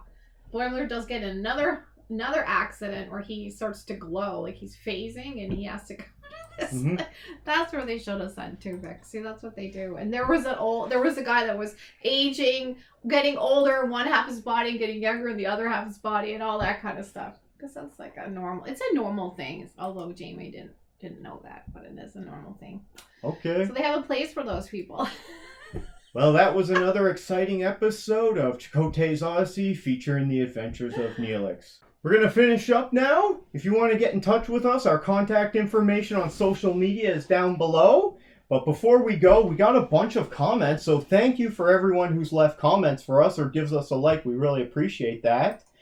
You're going to like this. So you did your Wheel of Time Season 1 recap. Yes, I have to watch another episode right now. You better get on Season 2. I have been People watching want to hear about Season it. 2. I've been enjoying it. So, Jillian2587 left us a long message. Wow, Jillian. So thank you very much. I love seeing your cat, by the way. That's a cute critter you've got there. Now, very cute right now. Jillian wanted to talk to us about the Wheel of Time. Right. He or she said the books have a great deal more levity sprinkled throughout. I think the showrunner for the Wheel of Time is trying to emulate the style of Game of Thrones and has thrown much of the levity from the source material away. No levity. Okay. The Wheel of Time was not written in the style of Game of Thrones, and attempting to cram GOT-style grittiness, sensibilities, and seriousness is ultimately going to lead to the show imitating the Hindenburg in slow motion. What do you think on that? Well, that's the problem with it. I mean, I do enjoy the story and the saga, but I find like the characters are so just dull. There's no humor in them. Wooden? Especially the main character, like Maureen. She's just so dull. Mm-hmm. And especially Season 2 so far, she's kind of like depressed. So that makes it even worse. They're all kind of, they're worse because they're all depressed. So boring, like, kind of characters that are very depressed. It's not great to see. Mm-hmm. I mean, yeah, and I've seen other people write about it as well. People that I know said that it's not like the books. And I haven't read them. Maybe I will, because I just finished my series, actually, that I've been reading. So maybe I will. But yeah, I do like the adventure, and it is an interesting story, and it goes from the past and the future. How's the second season so far? Well, it's a continuation. But again, the characters, there's no jokes, and people are all depressed in this one. So, yeah, so basically this one, they basically screwed up royally in Season 1. And they made a big boo-boo. And now things are way worse. So even though things were bad in Season 1, everyone was kind of grimy and depressed. Now they're like, it's really bad. Okay. Well, thanks for your comment, Jillian. I did reply to them. CAC Slim replied on one of our Chakotay's Odyssey episodes, Deadlock. I think that was the one where it got split into two in the same space. Oh, yes. It behind the same space somehow. So Slack Slim says, in general, I always looked at these episodes as the writer's free zones to play with what was the original concept for the show, a ship in tatters struggling to survive where the crew can and would regularly die, with the caveat that somehow things still managed to get reset. It's also funny because splitting the ship into two variants comes up again as well in course Oblivion, which I haven't got to that episode yet. My personal pick would be Year of Hell, which truly explores the concept thoroughly in a 2-episode arc. That must be more when they're in the Borg territory, which I haven't got to yet. We've seen it in other Star Trek too. Like I think the original series where they see themselves. Was that the one with the Mobius loop? I don't know. Yeah, we've seen it kind of before, and even maybe with the original. Thanks for your comment there, Sax Slim. I was also having a conversation with Cliff Coulter. I believe he was commenting on the Ahsoka series and a lot of his complaints on that there, and I was agreeing with him on a lot of those things there. But then he sounded kind of angry, and I'm like, hey man, watch your blood pressure there. Which he thought was funny. Was a little better. More things happened. Yeah, people are enjoying this new fourth episode more. I don't know why it was okay for me. Episode. I don't think it was even necessary. Yeah, I mentioned that they should have cut out stuff and combined it with episode 3 and just had 1 hour long episode. Yeah. But thanks for everyone for leaving your comments there. So the three of us are going to sign off for another day there. Don't disturb her. She's got her problems. Take care, everyone. Bye.